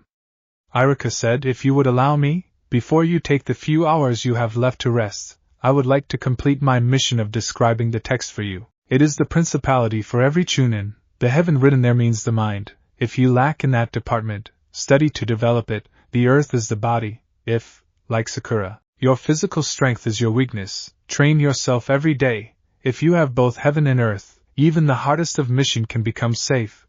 The missing letter, the person, represents chunin as a whole. This exam tested you to see if you have the qualities of a chunin, and you have proven that you do. Now, you have a few hours before the third exam. Take them and be careful. The team did take advantage of the hours of break, though Naruto didn't need them. But nobody needed to know that. Afterwards, everyone had to go to an arena within the tower. There 21 people, or 7 teams. In all, along with the Hokage, the proctors, Ibiki and Anko, and the Jonin sensei of each team. To begin, congratulations on passing the second exam, Anko said. I know I said I would cut the numbers in half, but I was kinda aiming for single digits, she thought in disappointment. We will now proceed with third exam. Hokage-sama will explain everything. Before we begin, there's one thing I want to make clear to everyone. The true purpose of the Chunin exam, Hiruzen began. Isn't it to test the strength of one's country without going to war? Naruto asked. The Sandaime nodded. That is exactly the reason. Along with helping relationships between countries and improving oneself, the Chunin exams are a replacement for war between the countries. They were created to show your country's strength with the lowest possible death rate. During the third exam, many daimyo and other potential clients will be watching you. If you show how powerful your village is, it will receive many mission requests. This is a waste of time, Gaara said. Tell us the details of this specific exam. Very well then. But a sickly man appeared before the Hokage could finish. Forgive me, Hokage-sama, but as proctor for the third exam, I, Hate Gecko, should explain. By all means, Hiruzen said with a nod. Hate coughed as he turned to the teams. Because of the large number of participants, you will have to fight in preliminary rounds. As Hokage-sama said, many potential clients will be watching your battles. To see this many people fight would take far too long. If you are not feeling well, you are free to quit without taking your teammates with you. After all, the battles, from now on, will be one-on-one. Not a chance, Sasuke thought before pain shot through the curse mark. Sasuke-kun, Sakura whispered, maybe you should withdraw. The mark still hurts, doesn't it? You're in no condition to fight. Whatever you say, I'll tell Hokage-sama about the mark. They already know, Naruto whispered. Anko-san is clutching the same place as Sasuke and both her and Hokage-sama are looking at Sasuke. Sasuke and Sakura looked and saw that Anko was indeed clutching the same place as Sasuke's mark. I'll quit, Kabuto raised his hand. Kabuto Yakushi of Konoha, correct? You may leave, then, Hate said. Kabuto nodded and walked away. I suppose nobody else wishes to quit, then? Very well, we shall begin the preliminary rounds. This will be like real combat. The fights will only end if someone dies, is knocked out, or admits defeat. However, if I deem the match over, I will stop you if you go on fighting. A small part of the wall opened and revealed a screen. This electric bulletin board will randomly choose 2 participants for each match. Yoro Okado vs. Sasuke Uchiha. Participants, step forward, Hate said. Everyone else, please move to the catwalks. As everyone did so, Kakashi walked by Sasuke. Sasuke, don't use the Sharingan, he said. Naruto was right then, you all knew, Sasuke commented. If the mark acts up, it will kill you. If it activates, the match will be stopped. Sasuke scowled slightly. Then I'll have to stick to taijutsu. If I don't want it to act to my chakra usage. First match, Yoro Okado against Sasuke Uchiha, are you ready? Hate asked, receiving nods. Hajime, he said, jumping away. Yoro's right hand glowed with chakra while his left hand went to his pouch. Sasuke readied a kunai. Yoro threw some shuriken at Sasuke, who reflected them at Yoro with his own kunai. The mark then gave a small amount of pain, enough to make him trip. Yoroi dodged the shuriken and charged at Sasuke. He then threw a punch at Sasuke, who dodged and tripped Yoroi before grappling his right arm. In position to break it, Yoroi simply grabbed on to Sasuke's shirt and his hand glowed with chakra. Sasuke started feeling weaker. Yoroi was absorbing Sasuke's chakra, his strength leaving him. Sasuke could no longer hold the arm. Yoroi backhanded Sasuke on the torso, got up, jumped away and charged at Sasuke, grabbing his opponent's head and absorbing more chakra. Fortunately, Sasuke managed to kick Yoroi away and get up. Yoro chuckled as he got up. You still have some strength left? I'll finish this quickly, he said as he charged. Sasuke kept dodging Yoroi's palm as best as he could. As he dodged, he saw Lee in his line of sight, of course. Sasuke crouched to dodge Yoroi's palm and kicked him in the chin, sending him in the air. Guy and Lee's eyes widened at the way Sasuke did it. That's... Sasuke jumped behind Yoro. Just as he did, the mark started acting up and started spreading across his skin. And no, I won't let it win. The marks retracted, to the shock of those who knew about it. Sasuke smirked. He twisted his body to kick Yoroi, who blocked. He twisted himself to backhand Yoroi from the other side before punching him in the abdomen, sending him downward. He twisted himself once again and kicked Yoroi in the abdomen just as he hit the floor. Sure Rendan, he said, pulling a name out of nowhere. The floor cracked at the impact. Sasuke slid backwards and ended up face down, but quickly got up. Yoroi was unconscious. Winner of the match, Sasuke Uchiha, Hate said. Kakashi appeared next to Sasuke. Well done, he said. Naruto was unimpressed. If Lee hadn't challenged him, he wouldn't have copied that move. Not bad, Gaara thought as he looked at Sasuke. His gaze then turned to Naruto. But what about you? Kakashi crouched next to Sasuke. Let's go seal that mark, he said. Sasuke got up with Kakashi and they walked away. The medics carried Yoroi away. Let's begin the next match, Hate said as the board chose the next fighters. Orochimaru, disguised as the Odo Jonin, left with the Shunshin to find Sasuke and Kakashi. Zaku Abumi vs. Shino Aburame. Zaku seemed confident. Even though he had both arms in slings, Shino was as stoic as he always was. Are you two ready? Both genin nodded. Hajime. If you fight me here, you will never be able to fight again, Shino said. Zaku smirked. No worries, I got a working arm, he said, pulling his left arm out of the sling. That's all I need. He then charged Shino. Shino blocked Zaku's arm. You can't beat me with only one arm, Shino said. Zankaha! Zaku called out, sending airwaves out of his hand, sending Shino to the floor. Come on, stand up, that can't be all you've got. Shino got up and his bugs started crawling all over him. What the hell kinda trick is that? He asked before he heard a lot of noises behind him. He turned around and saw a large amount of bugs crawling his way. They are called Kikeichu.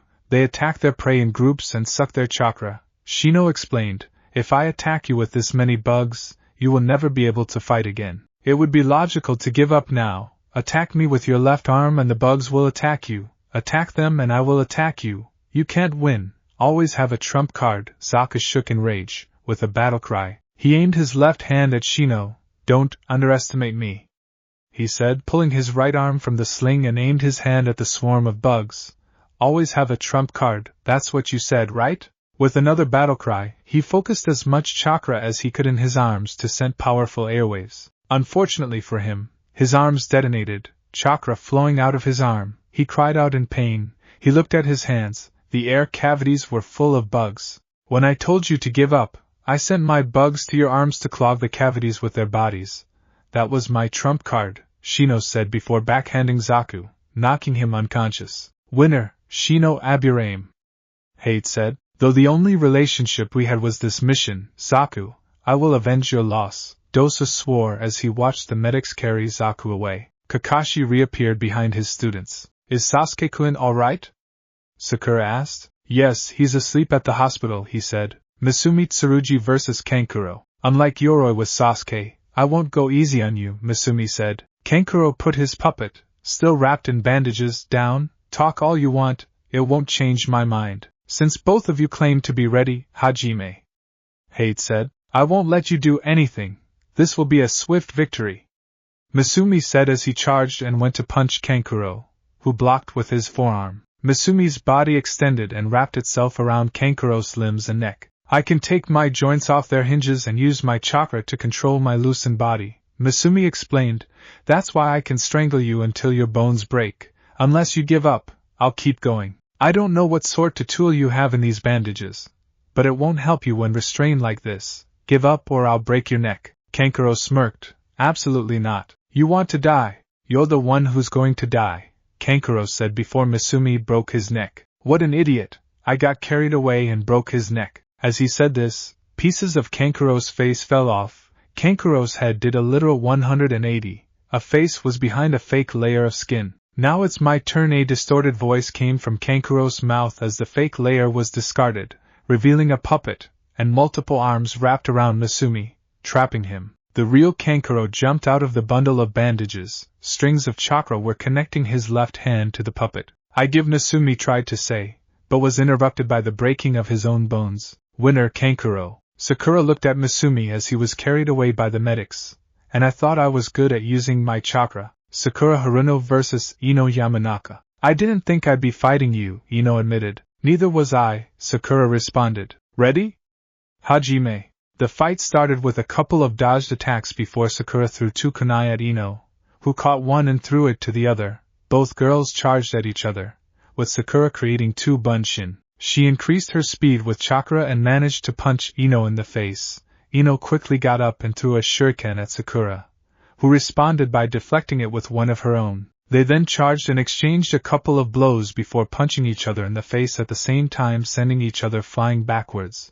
As they got up, Ino pulled out a kunai and cut her own hair. Throwing what was cut in front of her, she prepared to use the mind transfer on Sakura, who didn't move and started talking about the weaknesses of the jutsu. Sakura, however, never realized that Ino threw her hair between them for the purpose of keeping her still by using her chakra to make a leash around one of her legs, making her an immobile target for the mind transfer jutsu. Ino, in control of Sakura's body, raised her hand and gave up before canceling the jutsu, giving Ino the victory. Pathetic, Naruto thought. Why would you point out a jutsu's weaknesses to someone who knows them better than you? Tenten versus Temari. Both girls simply stared at each other as they stood on the ring. Hajime. Tenten jumped in the air and threw some shuriken at Temari, who looked unfazed. The shurikens landed next to her. I missed? Tenten wondered. She never missed her mark. Tenten's attack missed. Lee said, disbelief on his face. She didn't miss, Naruto said. Lee turned to Naruto in confusion. Naruto-kun? I saw Temari's movements. That tool on her back is a battle fan. She's a wind user. She swung her fan and used the wind to deviate the shuriken before holstering her fan, making it look like she didn't move. Naruto looked at Lee. If Tenten doesn't use a different strategy, she will lose. Tenten once again jumped in the air, opened a scroll and spun in the air. Different kinds of weapons were appearing from the storage scroll and Tenten threw each one at Temari, who grabbed her fan and swung, once again using wind to deviate the projectiles. This time, Temari didn't bother holstering her fan. This is the first star, Temari said, talking about the purple dot on her fan. Once you see all three, you lose. Tenten pulled out twin scrolls, put them on the ground and made some hand signs. I planned on saving this for the third exam, but I can't hold back. Sashuryo, she said. The scrolls exploded in smoke. Two smoke dragons rose in the air and spiraled around each other. The smoke dragons dissipated to reveal the scrolls. Tenten jumped inside the spiral, pulled out weapon after weapon and constantly threw them at Temari. No matter how many you throw at me, it will be the same, Temari said, unfolding her fan to reveal the second star. She swung her fan again, deflecting the projectiles with wind once more. I'm not done, Tenten said, using ninja wire to send her weapons back in the air and sending them back to Temari. Temari swung her fan as she revealed the third star, sending Tenten and the weapons backwards. Ninpo, Kamaitachi, Temari said before swinging her fan, sending a tornado towards Tenten. Tenten was sent in the air as the tornado made several cuts to her body. As she fell, Temari folded her fan and held it out next to her, making Tenten fall straight on it. Back first. Tenten caught blood as her back bent. Winner, Temari, Hate said after seeing that Tenten wasn't moving. Temari threw Tenten away, but Lee appeared to catch her. Nice catch, Temari taunted. Why did you do this to her? Lee demanded. This isn't how you treat someone who fights their hardest. Shut up, Temari said. Just take the piece of trash and leave. Lee charged at Temari. Konoha Senpu. Temari blocked Lee's kick with her folded fan. Too slow. The medics took Tenten away, calming Lee down, as everyone waited for the next matchup. Shikamaru Nara vs Kintsuchi. I have to fight a girl? How troublesome, Shikamaru thought. Hajime. Kageme no Jutsu, Shikamaru said, extending his shadow to reach for Kin's. Kin jumped to the side and threw some saban needles, with bells attached to the back, at Shikamaru, who ducked to let them stick to the wall. Bells? What next? Throw one with a bell and the other without one to confuse me?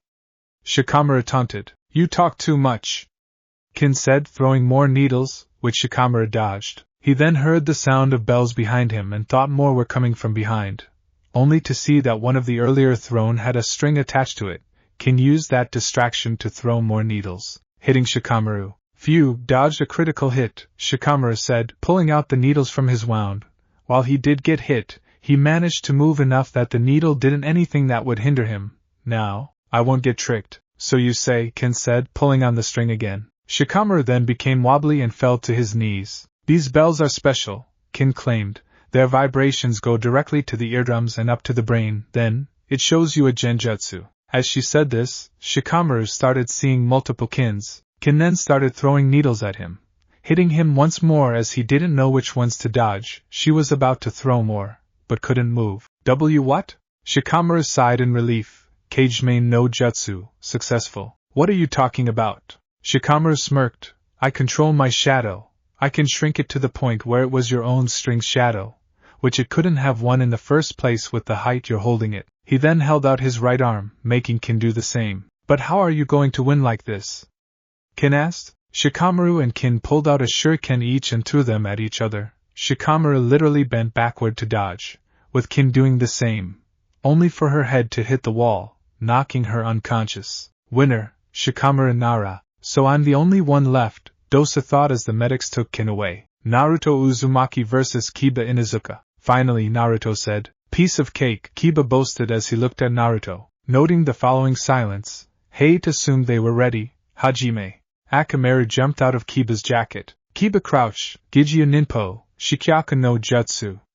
He then got on his hands and feet, like a dog, his nails lengthened into claws. He charged at Naruto, who unsheathed his sword and thrust it forward, forcing Kiba to dodge by twisting sideways. Naruto then tried to stem Kiba's crouched body, but Kiba backed away. Naruto then charged at Kiba, proceeded to do multiple swings, all of which Kiba barely dodged before backing away. Are you going to take me seriously now? Naruto asked. Kiba and Akamaru charged at the same time. Kiba pulled out some smoke bombs and threw them at Naruto, making them explode. Kiba was about to rush in the cloud of smoke, only for Naruto to charge at him with surprising speed and punch him straight in the gut, making him caught blood before falling back a few feet. Akamaru tried to jump at Naruto and bite him, only to be caught the back of his neck. Kiba got up. Naruto, give Akamaru back. Naruto smirked at the calm and serious tone Kiba used. Finally, you take me seriously, he said, putting Akamaru down. The Nikan ran back to Kiba. Kiba pulled a food pill and gave it to Akamaru, who ate it before his fur turned red. Kiba also ate a pill. Let's go, Akamaru, Kiba said as he crouched again. This time, however, Akamaru jumped on his back. Gijia Ninpo, Jijin Bunshin, he said as Akamaru turned into a clone of Kiba. Both charged at Naruto, who quickly jumped away to dodge the first strike. One Kiba then charged again. Naruto sidestepped the attack and backhanded him. The other one charged and tried to swipe Naruto, who ducked and responded with an uppercut. The Kibas jumped in the air and started spinning like drills. Jijin Taijutsu Ugi, Gutsuga. Naruto smirked. To everyone's shock, some more than others, chains shot out of his back, dug into the floor before emerging beneath the Kibas and restraining them. What the hell? Kiba, the real one, said. These are chains made from my chakra, Naruto said. A little something I discovered I could do during the second exam. He lied about the last part. It came from Kushina's soul. I can't win by making you give up like this, though. That wouldn't prove anything, he said as he retracted the chains. Kiba and Akamaru quickly got up and the former threw more smoke bombs at Naruto before they started spinning for the Gutsuga again. They attacked the entire area engulfed in smoke until it all dissipated, only to see that Naruto was nowhere to be found. Over here, Naruto said from under the catwalk. Team 7, 8 and 10 were, making his opponents turn to him. Naruto sheathed his sword before charging and punching both of them in the gut, followed by elbowing them on the back of the neck, knocking them both down. Winner Naruto Uzumaki. All right, Naruto, Sakura cheered. He really has grown, Kakashi thought. He even used his mother's chains. I'll have to talk to him about how he is able to use the chains, Hiruzen thought as the medics took Kiba and Akamaru away. Naruto was walking back to his team, but as he walked by Hinata and Naruto-kun, she called out. Naruto turned to her. Is something wrong? Hinata nervously shook her head and held out something to him. It's healing ointment. Why you didn't get injured, but Naruto smiled. I see. He gently took the ointment from her and pocketed it. Thank you. Hinata blushed and nodded before running to catch up to Kiba and give him ointment as well. Hinata Hyuga versus Niji Hyuga. The atmosphere suddenly became very tense as the two stepped up. Hajime. Give up, Niji said almost immediately. You're not fit to be a ninja. You are too kind. You seek harmony and avoid trouble. And you just go along with someone else's idea. You also lack self-confidence. You always feel inferior, that's why. If the Chunin exams did require the entire team to enter, you wouldn't have been here in the first place. You're wrong, Hinata said. I wanted to change myself. Hinata-sama, Niji said, you are indeed a spoiled child of the head family. People cannot change. A failure is a failure. Someone's personality and power will never change. That's why terms like elites and failures exist. Everyone judges you by how good your face, head, abilities, body shape and personalities are. There are things that cannot be changed. People suffer due to their limits, and live, just like how we can't change the fact that I am from the branch family, and you are from the head family. My Byakugan has seen many things. That's why I know these things. You're just trying to be tough. You are thinking about how much you want to leave this place right now. That's not true. Hinata said, I really want to. Before she could finish, Niji activated the Byakugan to intimidate her. You can't fool my eyes, Niji said. You moved your eyes to the top left corner after everything I said. This means that you are recalling a past event, a harsh past of yours. Then, your eyes moved to the bottom right. This means you are imagining physical and mental pain. Therefore, You imagine your old self and predicted what will happen in this match through past experiences, a prediction that says you will lose. The way you have your arm in front of you shows that you want to put a wall between us to create some distance. You do not want me to see your true feelings. Because everything I said was true, you are also touching your lips to show that your mind is disturbed. Hinata had tears in her eyes. You are trying to lower your nervousness and uneasiness. In other words, you know that you cannot change who you are. Hinata fell to her knees, shaking and crying. I can't, I'm sorry Kibaku-in, Shinoku-in, Kurenai-sensei, I can't do it. Hate felt quite bad for the girl. Winner, Niji Hyuga. Kurenai went to Hinata and kept her close. Sabaka no Gaara vs. Rock Lee. Lee got into the Goken stance. I am happy to be your opponent. Gaara remained silent. Hajime. Lee charged at Gaara. Konoha Senpu. As he went for a kick, Sand rose in front of Gaara and blocked the kick. Lee then started running circles around Gaara, trying to hit him, only to always hit Sand. The Sand then tried to engulf Lee, who started rolling and flipping to dodge. During that entire time, Gaara never moved an inch. Why doesn't Lee use ninjutsu or genjutsu? Taijutsu can't make a dent, Sakura wondered. It's not that Lee doesn't use them, it's that he can't use them, Guy said. Lee has no talent in ninjutsu or genjutsu. When I met him, he had no sense in anything, no talent at all. Sand shot towards Lee again. He tried to jump over, but his legs were caught and he was thrown on a wall. It tried catching him again, only for Lee to roll away and jumping everywhere to dodge. Lee! Take them off, Guy said. But Guy-sensei, I thought I could only take them off to protect many precious people, Lee said. I'll make an exception, Guy said. Lee started grinning and laughing joyfully as he removed weights from underneath his leg warmers. What an old-fashioned training method, Kakashi said. And yet, it's very effective, Naruto said. A ninja looks underneath the underneath. I bet the weights are much heavier than they look. And you'd be winning the lottery with that bet, Naruto-kun, Guy said. As Guy said this, Lee let go of the weights. When they fell to the floor, there weren't thuds, there were small explosions that created small craters, to everyone's shock. Isn't that taking it a bit far, Guy? Kakashi asked. Go, Lee! Guy encouraged. This time, when Lee attacked, the Sand barely managed to block his hits. Gaara himself couldn't follow Lee's movement. I'll have to try that when I get back to the castle, Naruto thought. After a lot of barely blocked hits, Lee jumped above Gaara and axe-kicked him on the head. Gaara then tried to engulf Lee with sand, only for the green beast to run around and punch Gaara in the face. Once Gaara got up, his face crumbled. Similarly to Karasa disguised as Kankuro, he had sand covering his skin the whole time. When Gaara looked up, he had a psychotic look on his face. The sand then started covering him again, hiding his psychotic face behind a calm one. Lee looked at Guy with a specific message on his face. Guy nodded. Lee unwrapped the bandages around his hands. He then started running around Gaara before kicking him on the chin, sending him in the air.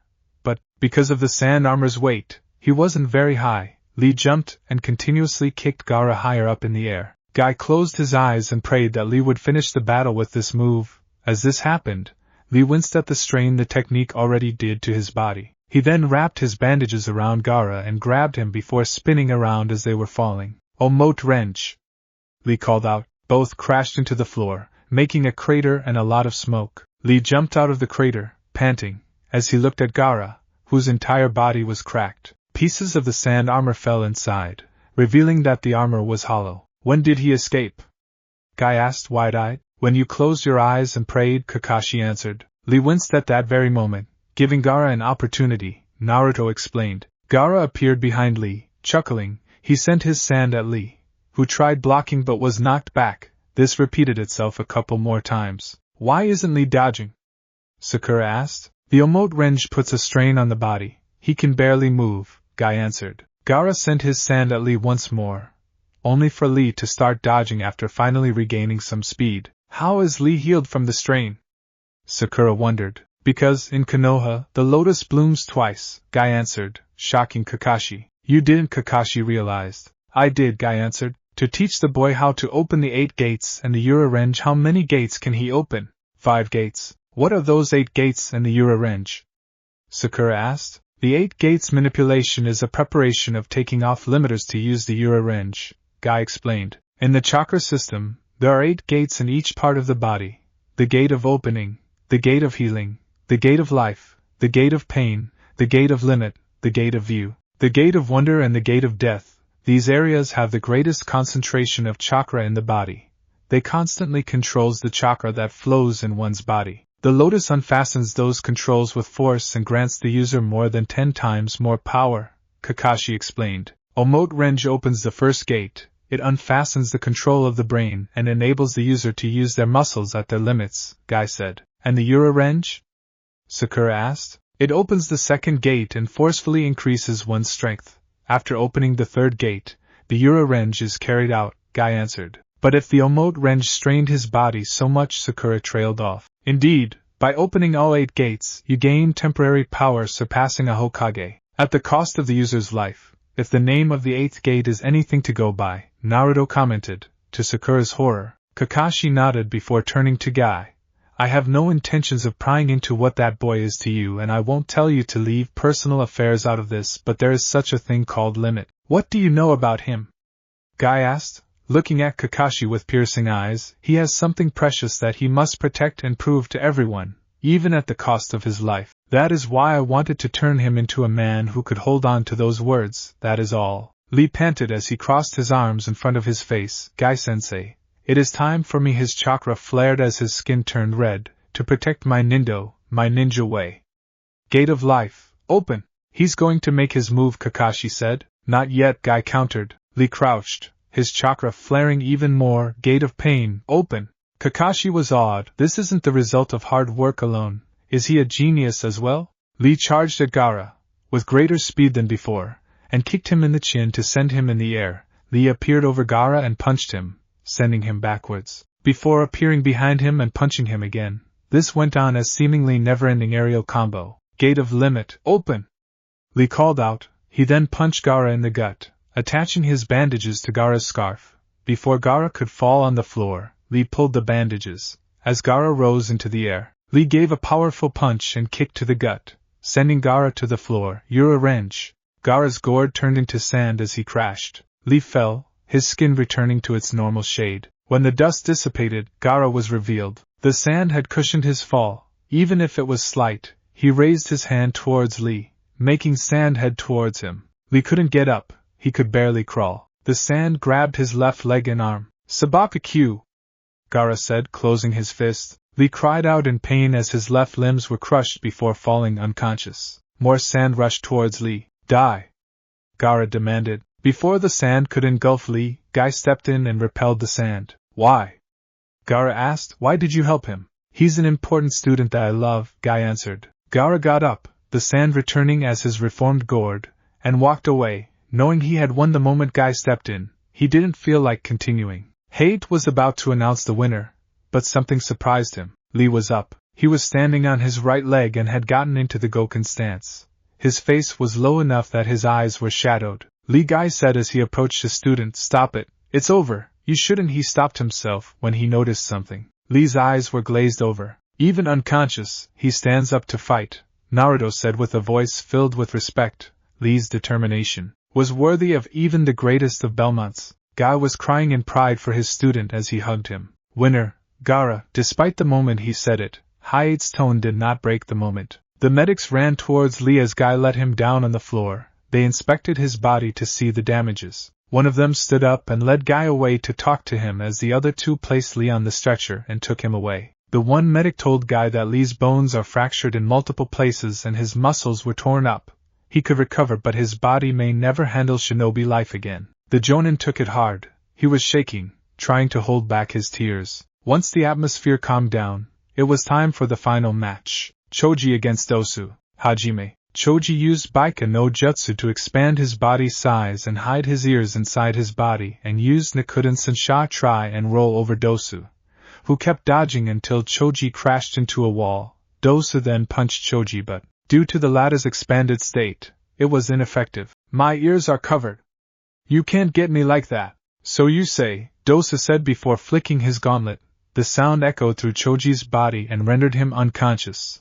More than 70% of the human body is made of water, which is quite the sound transmitter. In other words, your whole body is like one big ear. Winner, Dosu Kinyuta. This concludes the preliminary matches. The winners of each match stepped up to Hate To those who have made it to the main matches of the third exam, all but one of you are here, so congratulations, Hate said, including Sasuke, who isn't present at the moment. There are 6 participants in Konoha, 3 in Suna and 1 from Oto.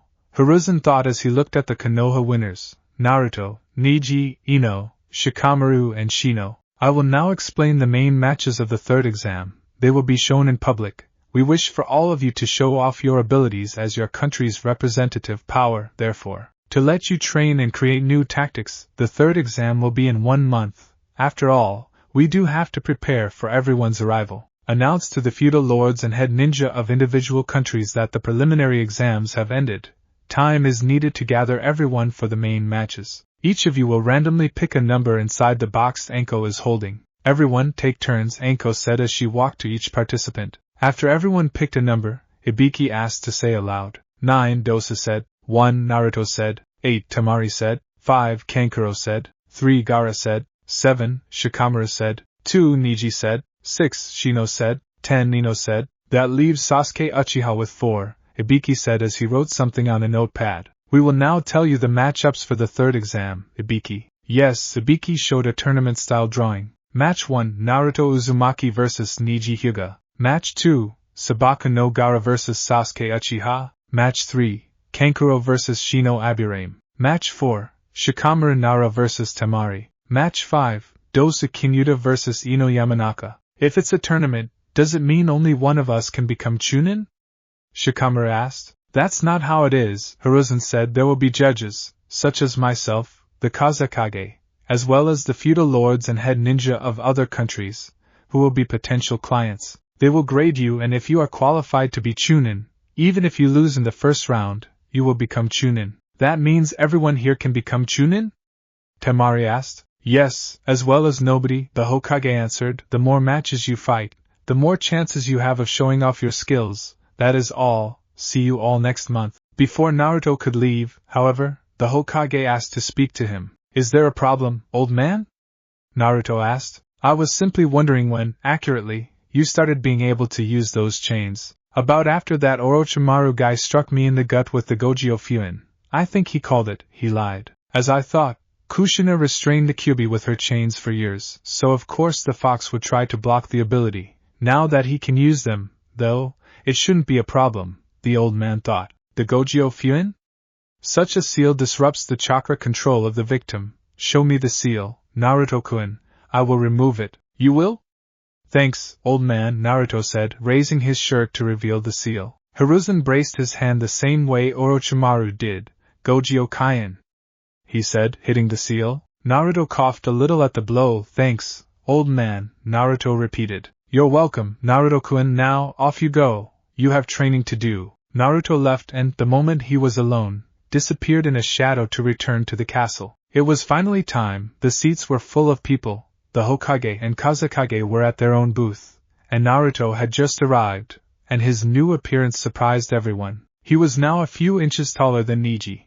He was wearing black umbu pants and a black shirt, along with a black version of Soma Cruz's trench coat. When he arrived, the first thing he noticed was that Sasuke and Dosa hadn't arrived yet. Ladies and gentlemen, thank you for coming to Konoha's Chunin exams today. We will now begin the main matches with those that have passed the preliminaries. Please, enjoy the matches, the Hokage announced, making the public cheer. There are some things that need to be clarified, Genma Shiranui, the new proctor said. He pulled out a new tournament list. Dosa was no longer on it.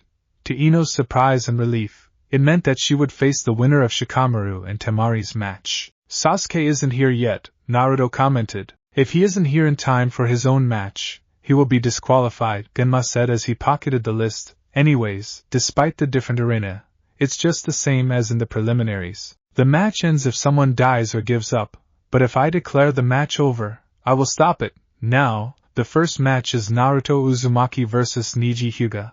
The rest of you, head to the waiting room. All the participants, minus Naruto and Neji, left the arena, in the seats. Let's hope Naruto can kick Neji's ass after everything that bastard said to you, Kiba said to Hinata. Naruto-kun, Hinata thought. Naruto has a bad opponent, Kotetsu said to his partner, Izumo, which Hinata and Kiba heard. He can't beat someone from the Hyuga clan. I thought I'd win against him, but he was in control of the entire fight, Kiba thought. Back in the arena, Naruto and Neji took their positions. Neji activated his Byakugan. His eyes are disinterested. Does he think that I am not worth his time?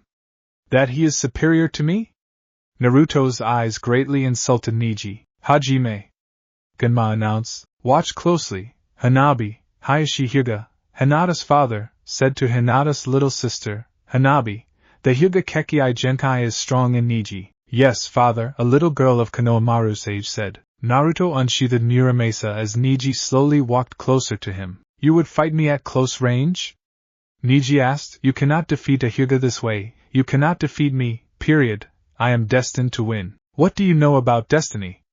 Naruto asked. All I see is a guy who thinks he can figure everyone out with a glance. Let's see if you can figure me out, he said as he charged. Neji braced himself and dodged Naruto's stab. He then ducked a swipe, only to receive a surprisingly fast kick to the face, sending him backwards. Is he holding his speed back? Neji wondered as he got back up. You didn't dodge that one? What's the point of having all-seeing eyes if you can't keep up? Naruto taunted. You merely took me by surprise, Neji said as he got back in his taijutsu stance. I won't be lenient anymore. Lenient? So you underestimated me, like Kiba did? You do know what happened in my fight against him, right? You better take me seriously, or the same thing will happen here. Neji scoffed. You may have dominated an Inuzuka in taijutsu, but not even an Inuzuka would face a Hyuga in taijutsu. How about you back up that claim? Right now, I'm disappointed in your performance, Naruto said as he charged again. Neji obliged by dodging swipe after swipe of Naruto's katana and tried to hit a tenketsu on Naruto's shoulder, only for Naruto to dodge with a backdash. You cannot win against me, Neji said. A person's talent is determined at birth. Everything is predetermined at birth. Naruto scoffed. If you truly believe such things, then you are a greater fool than I thought. You seem to fail to realize that people do whatever they desire, that people have free will. Every Kage became Kage through their hard work, not because they were destined to become one at birth.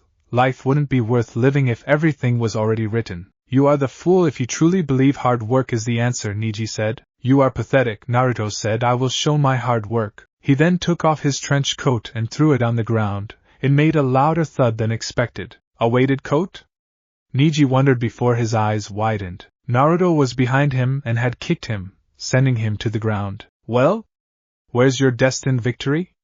Naruto asked. Neji got up and was immediately punched in the gut, making him cough blood. Naruto was then running circles around Neji as he attacked him with his sword, making many cuts on his opponent. Neji then started spinning around. Hakusho Kaiten.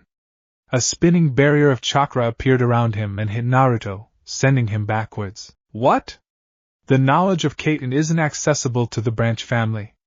Hayashi thought. Did he recreate the jutsu by himself? This is it, Neji said. You are within the range of my divination.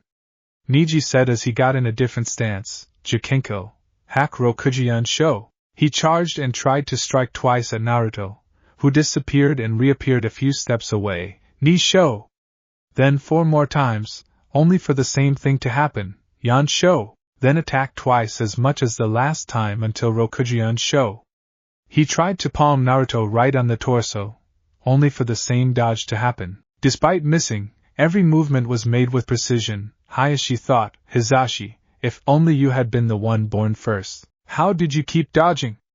Neji demanded. Now, Neji, a ninja doesn't reveal his secrets, even to an ally, Naruto said. He then charged at Neji with even greater speed than before and gave him a nasty uppercut, sending him in the air. A Kage Bunshin appeared from the trees on the edge of the arena, jumped up to Neji and axe-kicked on the head, sending him back to the ground. Neji tried to get up, but couldn't. Naruto's earlier assault had already beaten him up. Now, he couldn't keep up anymore. I wouldn't even be this fast if I hadn't seen the results of weight training from Lee, Naruto admitted. My hard work, and his own, took your destined victory from you. Indeed, Neji couldn't deny it anymore. Destiny was changed, or perhaps it never had a grip in the first place. Winner, Naruto Uzumaki, Genma announced. Interesting, Kabuto, disguised as a ANBU member, thought. You surprise me, Naruto-kun. The Kyuubi brat's growth is frightening, Orochimaru, disguised as the Kazekage, thought. But it will only make Sasuke-kun feel more insecure, bringing him closer to me. The public applauded and cheered for Naruto, who had picked up his trench coat and was heading to the waiting room as the medics took Niji away. Several minutes later, Sasuke was still nowhere to be found. The public was getting impatient. What's that guy doing? Shikamaru wondered. Is he not coming? He wouldn't miss this opportunity, Naruto said. I bet he went to Kakashi for training, which means they'll be here at the last possible second. I have no choice, Hiruzen sighed. Sasuke Uchiha is disqualified. Disqualified? The Kazekage asked. A lot of people came here to see this specific fight. Might I suggest delaying it until the other fights of the first round are over? You bring a good point, Kazekage-dano, Hiruzen admitted before turning to his bodyguard, Rado Namishi. Tell the proctor. Hi, Rado said before using the Shunshin to reach Genma. I understand, Genma said. Rado left after giving the instructions. Genma turned to the public. Ladies and gentlemen, we have a participant that hasn't arrived yet, so his match will be delayed until the end of the first round. Kankuro and Shino Aburame, step up. I can't show Karasa's hidden weapons just yet, Kankuro thought. Proctor! I give up for my match. There's something going on, Naruto thought as the crowd became upset. Kankuro has known for a full month that Shino was his opponent, and gives up just before his match? Discretion is not his strong suit. Naruto looked at Shikamaru, Shino and Ino and whispered, save some of your chakra. There's something not right with his timing of giving up. Shikamaru and Shino nodded. It was obvious to them too. Ino wasn't completely sure of what Naruto meant, but heeded his advice. Temari pulled out her fan and used it to float down to the arena. It should be my turn now, right? She asked. Well, someone's enthusiastic, Genma commented. Shikamaru and Nara, step up. Troublesome, Shikamaru said. Maybe I should. Ino pushed him down the railway. You are not giving up, Shikamaru. Shikamaru crashed down on the ground. Troublesome blonde. These people want Sasuke's fight, not mine. What's the point of fighting if no one expects anything from the fight? Temari had grown tired of Shikamaru lying on the ground and charged. Hey! I didn't say to start! Genma called out, but he was ignored. Temari jumped and smashed her folded fan right where Shikamaru was, making a big cloud of dust. When the dust was gone, Shikamaru wasn't on the targeted spot. I don't care if I don't become Chunin. Shikamaru, who used two kunai to stand parallel to the wall, whispered to himself. But, as a guy, I can't lose to a girl. I guess I have to fight. Temari clearly heard him and scowled. She lifted her fan, completely unfolded it, and swung it to attack Shikamaru with wind. Shikamaru dodged, however, and landed on a tree. Although a guy can't really hit a girl, I don't want to get hit either. This guy uses shadows as his weapon, Temari thought. He's trying to lure me to the trees, where there are a lot of shadows, but that won't happen. Why am I the only one who has to fight a girl? Shikamaru lamented, not to mention that, if I win, I'm fighting Ino next. This entire thing is such a drag. He then started watching the clouds, envying their freedom. If only the ninja life was as fun as he had first thought. Ninpo, Kamaitashi! Temari called out as she swung her fan once more. The trees in front of her were damaged as another cloud of dust spread around the area. A shadow crawled out of the cloud and went towards Temari, who started backing away. The shadow stopped a few inches in front of her. The moment the shadow retracted, Temari folded her fan and drew a line. I see, she said, there's a limit to how far you can stretch, shrink and transform your shadow. No matter how much you can transform or stretch your shadow, you can only stretch it as much as its surface area. Quite right, Shikamaru said. 15 meters and 32 centimeters, Temari thought. Looking at the distance between Shikamaru and the line she drew, she unfolded her fan and attacked Shikamaru once more. Shikamaru hid behind a tree. How could he defeat her? As he shifted his body, he almost tripped himself. He looked at his foot. He saw a hole big enough for a person to crawl into. What is that doing there? He wondered to himself. He leaned his head to the tree's side to look at the trees behind Temari. Naruto's Kage Bunshin was over there. So how he stopped his train of thought before leaning to the other side of the tree and looked up at Naruto, who was looking at him with a smirk. You troublesome blonde, you planned this. I can definitely see Shino's Kakachu also using that tunnel. Shikamaru pulled out a kunai and took off his jacket. He knew just how to bring Temari closer to the other hole. When the wind stopped, she didn't know where the Nara was hiding. You can't hide forever, she said as she swung her fan once. In the midst of the cloud of smoke, a kunai was shot towards her, which she dodged. She then saw a shadow crawling towards her, but though it wouldn't reach her, she quickly realized her mistake and jumped away. The shadow went beyond the line, but didn't reach her. Just as she thought she figured him out. Temari! Above you! Kankuro called out. Temari immediately looked up and saw Kanai using a jacket as a parachute. Her eyes widened as she looked back down. A shadow was forming. She quickly started backing away as Shikamaru's shadow started stretching further. She eventually got far enough that the shadow stopped stretching and the parachute went down, making the shadow retract to the earlier limit. Temari planted her fan in front of her and prepared herself. Just as she was about to create a clone for distraction, her body stopped by itself. Kagemain no jutsu successful, Shikamaru said. How? It couldn't reach me before, Temari demanded. Shikamaru smirked as he turned his head to the side, making Temari do the same. See for yourself, he said. Temari looked behind herself and her eyes widened. The shadow stretched to trees behind her. There's a hole behind each of us, Shikamaru said. When I found mine, I was confused, considering the only other fight that happened was Naruto and Niji's. That's when I realized that the Kage Bunshin made a tunnel. He smirked to himself. This guy could also see Shino use the holes. Kankuro's chances of hiding in the trees is very high, because of his puppeteer mindset, and Shino's bugs would have caught him off guard with the tunnel. What? So one foresaw a fight and planned around it while the other took advantage of the plan? What are these guys? Temari wondered. Ino looked at Naruto in awe while Shino raised an eyebrow. Kankuro's hands were shaking against the railing. He realized that, if he had fought Shino, he would have lost. Naruto chuckled. At least one of you got to make use of it. Shikamaru and, by shadow possession, Temari walked to the middle of the arena. Shikamaru then raised his right arm, making Temari do the same, and sighed. I can't go on, I'm running out of chakra, I give up, he announced, making everyone stop to register what he just said. He immediately retracted the shadow to save as much chakra as possible for later. I had thought of so many ways to fight you, too. What a weird kid, Genma thought. Winner, Temari. I'm tired, Shikamaru said. He definitely has the leadership quality of a Chunin, Izumo said. Indeed, Kotetsu agreed. He understood that he had to protect himself and his future squad from danger. That's something the Hyuga boy failed in. And Naruto? Izumo asked. I was hesitant at first, Kotetsu admitted. He dominated the whole fight, overwhelming Niji while avoiding every strike. From a certain perspective, it's like a hunter nin killing his target by attacking when his guard is down. But you can't become Chunin by charging head-on. Of course, the way his tunnel helped Shikamaru, and would have helped Shino, shows that he can plan beyond a single fight.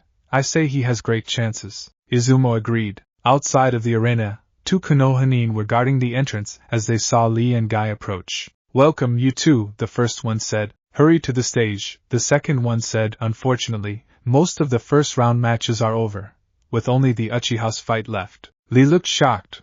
What of the fight between Naruto and Niji? He asked. It was rather impressive, the first one said, especially since Niji barely landed a scratch on Naruto. That shocked both of them, but Lee was happy that Niji was finally shown that natural talent wasn't everything. The public was finally pumped. It was Sasuke's fight now, no more delays. At the last possible second, Kakashi and Sasuke appeared in the arena. What did I tell you? Naruto smirked at Ino and Shikamaru. The people's impatience was exactly what my teammates felt about Kakashi always being 3 hours late. Shikamaru looked at Naruto with a raised eyebrow. Your teammates? Not you? He asked. After the first time, I pretty much knew he'd be late again. I haven't been wrong yet, Naruto said as he looked at Sasuke's new look. Instead of his usual navy blue, short-sleeved shirt and white shorts, Sasuke now wore a black, one-piece version of his previous outfit. He had his left arm wrapped in armbands and belts. His legs were also wrapped in bands. His frontal bangs also lengthened to his chin. Sorry we're late, Kakashi said. Name? Genma asked. Even though he knew, Sasuke turned to Genma. Sasuke Uchiha. The crowd cheered loudly. You're just in time, Genma said. Be glad the Hokage and Kazekage decided to put your match at the end of the first round. Otherwise you'd be disqualified by now. Kakashi thanked Genma and went up to the seats. Naruto left the waiting room to join his sensei and female teammate. You're really pushing your luck, Kakashi-sensei, Naruto said as he approached the group. Kakashi raised an eyebrow at Naruto's new look, but I smiled. Naruto, where were you this entire month? Training, Naruto said. By yourself? I had asked Evasu to train you for the month, but we never found you. Naruto raised an eyebrow at his sensei Ebisu. Really? You know him? As the pathetic teacher who told the Sandame's grandson that his teachings are the shortcuts to becoming Hokage, Naruto said. Ebisu has taught many Hokage candidates. And how many of them became Hokage? Naruto asked, receiving no answer. Naruto-kun, he heard Lee call out to him. Hey Lee, Naruto greeted. I really should thank you. Lee, Guy and Kakashi blinked in confusion. Thank me? Lee asked. Naruto nodded as he gestured to his clothes. This trench coat has weights. I started doing this kind of training after seeing your fight against Gaara. My new speed really helped against Neji. My victory was not only thanks of my hard work, but also thanks to your own, Lee. Lee started crying manly tears. Naruto-kun. Guy started crying his own share of manly tears. Oh! Youth is so magnificent. Naruto turned to Kakashi. What's the reason for being late this time?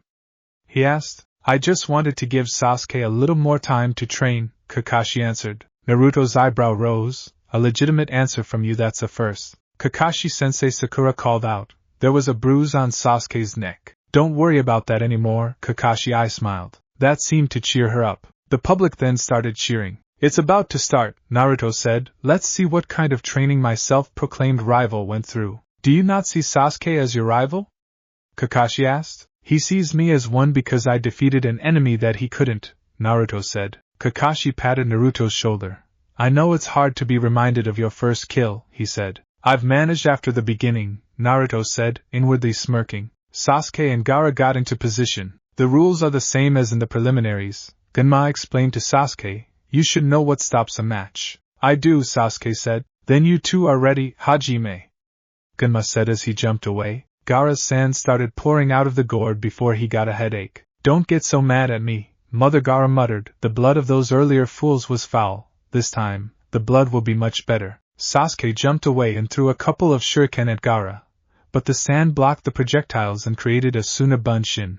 As Sasuke charged, Sunagara tried to shoot sand at him. Making the Uchiha jump up in the air, Sunagara threw the earlier shuriken back to Sasuke, who threw more shuriken to deflect them. Sasuke then hit Sunagara a couple of times to destroy it before going for the real Gaara, whose sand rose to block a punch. Before the fist hit the sand, however, Sasuke disappeared through sheer speed, shocking everyone, before reappearing behind Gaara. He's fast. Gaara thought as he remembered his fight with Lee, just like the other one. Sasuke landed a punch straight to Gaara's face, sending Gaara backwards on the ground. Sasuke then positioned himself in a slightly different Goken. The real difference was that his fingers were slightly curled. So, you taught Sasuke how to use the Goken style? Naruto asked. He needed the speed to fight Gaara, Kakashi said. Sasuke then charged and started dodging the sand before kicking Gaara on the torso, sending him to the ground. When Gaara got up, Sasuke charged again and ran circles around Gaara before sliding underneath the skyward sand and kicked Gaara in the face. Sasuke then pulled on Gaara's leather band and scarf before kneeing him in the gut before jumping away. What kind of training did you make him go through to make him achieve this speed in a month? Guy asked. It's just like Naruto said earlier. I had Sasuke picture Lee's movement to train in the Goken. Taijutsu alone won't be enough, Lee muttered. He knew that very well. Gaara made a hand sign and the sand turned into a sphere around him. Sasuke charged to punch the sphere, but had to stop to prevent getting impaled by sand spikes. A drop of blood went down his face, showing he had barely dodged a spike. He jumped away, making the spikes retract. A sand-eye then appeared to observe Sasuke. Sasuke charged, but quickly had to dodge spike after spike. You did teach him something other than taijutsu, right? Naruto asked. Of course, Kakashi smiled. Sasuke unbuckled the arm belt, and jumped backwards until he was standing high on the wall. He then started making hand signs. Lightning chakra gathered across his palm. Guy's eyes widened. You taught him. That's right. That's the main reason I had Sasuke train in the Goken. Sasuke started running down the wall and charged towards the sand sphere. It sounds like chirping birds, Naruto commented. That's where the jutsu get its name from, Guy said. It's Kakashi's original jutsu, Chidori.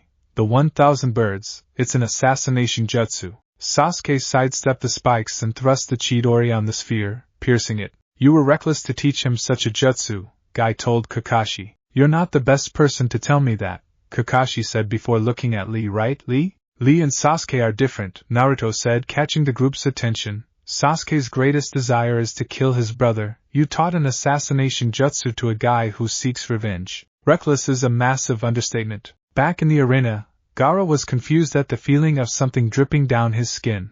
When he realized it, he started freaking out. It's blood! My blood! He said, screaming loudly. Sasuke tried to pull out his arm, but it was stuck. He reactivated Chidori for a moment, wounding Gaara even further, before being able to pull his arm out. There was a monstrous arm trying to keep a grip on Sasuke's arm, but let go as Sasuke jumped away. The arm retracted into the sphere. The sphere then crumbled and fell, revealing a wounded and bleeding Gaara. After that, feathers started falling on the stands. Everyone started falling asleep. Genjutsu Naruto thought, unfazed. He made a hand sign and cancelled the illusion on himself. There was then an explosion on the Kage block. Konoha's Anbu immediately rushed to their Hokage. Temari and Kankuro jumped down to the arena to reach Gaara. They grabbed him and escaped while their sensei handled Genma. Sasuke, on Genma's order, chased the Sabaku's siblings. Sasuke Kakashi said, "Shall I give chase, Kakashi-sensei?" Naruto asked. Yes. Kakashi bit his finger to draw blood, made a few hand signs and slammed his hand on the floor. Kuchios no Jutsu.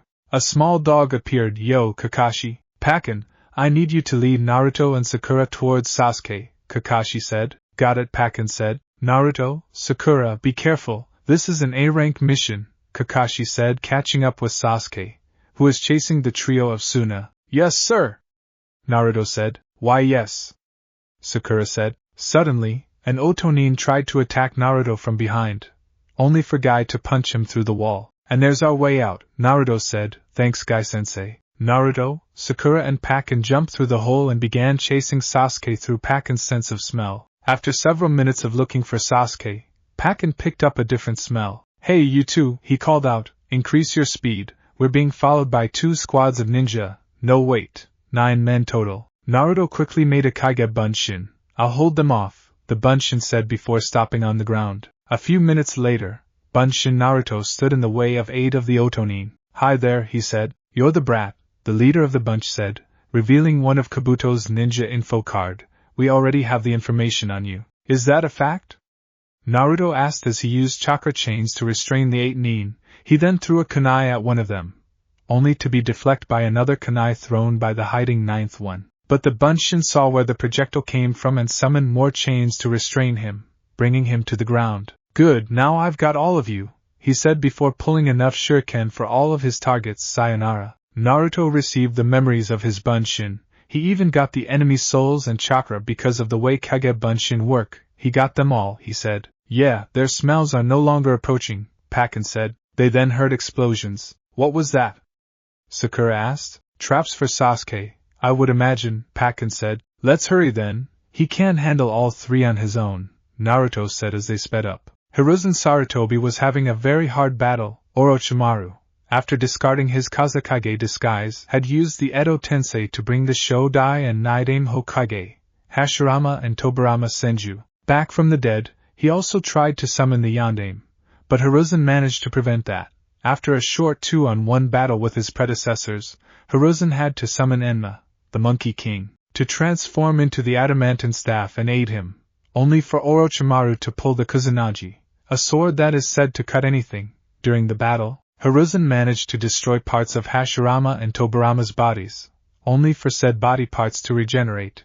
He now knew that there was only one jutsu that could help him now. Kage Bunshin no Jutsu, Hiruzen said, creating 2 clones. The real Hiruzen then made more hand signs and summoned Shinigami, in Shiki-Fuin form. For me to be summoned again, Shinigami thought as he saw his new targets. He frowned as he saw that 2 of them were Edo Tensei summons. I will have to ask my lord to get the mask in the shrine, in case someone would try to free the souls. Orochimaru, Sarutobi called out, I will defeat with a jutsu you do not even know. The same jutsu the Yondaime used to seal the Kyuubi. Orochimaru's eyes widened. Hiruzen's clones charged and grabbed his predecessors. Holding them still, Shinigami's left hand pierced Hiruzen's soul, grabbing Hashirama's soul and Tobirama's soul through the Bunshin. He then began to pull the souls out the bodies. Sorry, Sarutobi, Hashirama said. We really made things hard for you, didn't we, Sara? Tobirama said. Sara Monkey, a nickname both of his predecessors used on him quite often. Forgive me for doing this, Shodai-sama, Naidame-sama. When the souls were pulled out and sealed, the bodies crumbled to Kintsuchi and Zakuabumi, the sacrifices used to summon the Hokage. You sacrificed your own ninjas' lives, Hiruzen said as his clones dispelled, giving him their memories and the souls of his predecessors. I will seal your soul, monster. He then grabbed the adamantine staff and charged at Orochimaru. Both started clashing weapons until Hiruzen managed to disarm Orochimaru.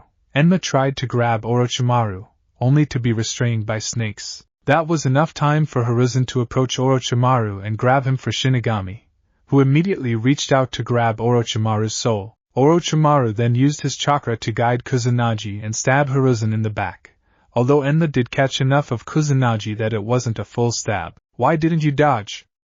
Orochimaru asked. Shiki Fuin for the jutsu to be activated and for summoning the Shinigami. I must sacrifice my soul. I won't live beyond this battle, so why dodge? Hiruzen explained. So that is the Shinigami, Orochimaru said as he looked at the deity with horror.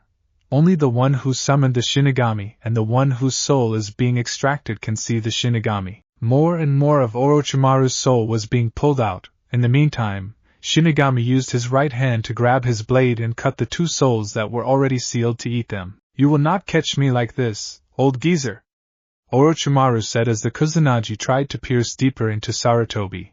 His body's pain weakened Shinigami's grip on Orochimaru's soul, but Sarutobi wouldn't give up and pulled as much as he could. If I cannot pull your entire soul, then I will make sure you never achieve your goal. With that, Shinigami's hand grabbed the arms of Orochimaru's soul and cut it off, sealing them inside Hiruzen. Orochimaru's arms were turning to stone. You cannot use your hands anymore, Hiruzen said. No more hands, no more hand signs, you old bastard. Orochimaru cried out, Give me back my arms. That I cannot, my foolish student. I regret that I couldn't take you the Shinigami's stomach with me, Hiruzen Sarutobi said before passing away. The four that created the barrier cancelled the barrier and escaped with Orochimaru. Sasuke couldn't move. After a small fight with Temari, he had caught up to Kankuro and Gaara. Temari caught up and tried to hold him off once more, but Kankuro did so instead. If it hadn't been for Shino's arrival, Sasuke wouldn't have caught up to Temari and Gaara. But there was a problem. As soon as he caught up, half of Gaara's face and his right arm transformed into a monstrous sand creature. Gaara's sand arm pretty much destroyed any tree Sasuke tried to hide behind and anything that got in his way of finding Sasuke. When Sasuke tried the Chidori, he pierced right through Gaara's sand arm, but it only seemed to make him more bloodthirsty. After that, Gaara's sand made a large tail. When Gaara charged, Sasuke tried Katan Gokaku no Jutsu, but it didn't seem to have any effect. He then tried another Chidori with the Curse Seal. He had wounded Gaara again, but the seal was putting a strain on his body. He couldn't move. Just as Gaara was about to smash Sasuke, Naruto appeared and kicked Gaara on the untransformed half of his face, sending him flying. Sakura and Pakin landed next to Sasuke while Naruto stood between the group and Gaara. Sakura was mortified that the marks were across Sasuke's skin. Naruto Uzumaki. Gaara growled, We finally get to fight. Gaara charged at Naruto, who jumped away to dodge. Gaara used that opportunity to attack Sasuke. He wouldn't let a single prey escape, but Sakura tried to protect Sasuke, only to be launched to a tree and restrained by sand. Naruto grabbed Sasuke and jumped away from Gaara, but he had no idea how to free Sakura. Gaara could crush her the moment he tries anything. Pakin had also jumped away. He was no combat Niken. Who are these two to you? Gaara asked Naruto. Merely nuisances that I have to deal with, Naruto thought before saying, They are my teammates and my friends. Friends? Gaara growled, Such things are worthless. The only one who should matter to you is yourself. If this is what you believe, then let us fight to see whose belief is the strongest, Naruto said. Yes, there really is nothing more to our situation than a fight, Gaara laughed. Then, the sand started covering the upper half of Gaara's body, giving a fully monstrous face. Soon a shuriken. Gaara called out as he swung both arms, sending shuriken-shaped sand at Naruto, who jumped to dodge. Naruto created Kage Bunshin all around Gaara and they each pulled out a kunai that had an explosive tag attached to it. Gaara's sand normally blocked and trapped whatever projectiles were thrown at him. He would take advantage of that. Every Naruto threw their kunai. Gaara merely ignored them and let his sand body block them. He never accounted for the explosive tags. Because they all exploded at the same time, he was left stunned and barely able to move, open for attacks. Naruto and the clones all started beating on Gaara until they sent him down to the ground. Gaara couldn't believe it. How could this guy have the advantage against him? He couldn't lose. I will not lose to you! Gaara yelled as he transformed once more. This time, he transformed into the enormous Ichibi no Tanuki, Shikaku. He had immediately trapped Naruto in sand. He'll crush me if I don't act quickly, Naruto said before he activated Kyuubi's chakra and destroyed the sand. What? How have you broken out? Gaara asked with a booming voice. Doesn't matter, really, you're just full of surprises. Naruto didn't say anything, he simply used his chakra chains to pierce the Shikaku and find Gaara. When the chains went inside Shikaku's head, they held on to Gaara and retracted, dragging him along with them. Naruto charged, his frontal march further pulling the chains and managed to punch Gaara in the face before the sand could do anything, sending him straight to a tree. Naruto didn't stop there, however. He punched Gaara in the gut, sending him right through the tree and to the ground. Gaara couldn't move anymore. The sand that made Shikaku crumbled and fell. Gaara looked to the side and saw Naruto walking toward him. His eyes widened. Stay away from me, he cried out. You and I are both Bija vessels, therefore it makes sense that we would be exposed to the similar kinds of hatred, Naruto said, making Gaara's eyes widen. I was ignored and glared at by the people of Konoha, but I never cared. What? Gaara asked. They thought I was the human form of a mountain-tall fox. Why should I listen to what they say? They don't know the real me. I became a ninja because I wanted to. If my actions make them see me differently, great. If not, whatever. I have the people who see me for who I am, and that's all that matters. He was Dracula, Lord of Darkness. The opinions of mere humans mattered little to him. Those that see you for who you are? Gaara repeated to himself. Those that care for who he is make him strong?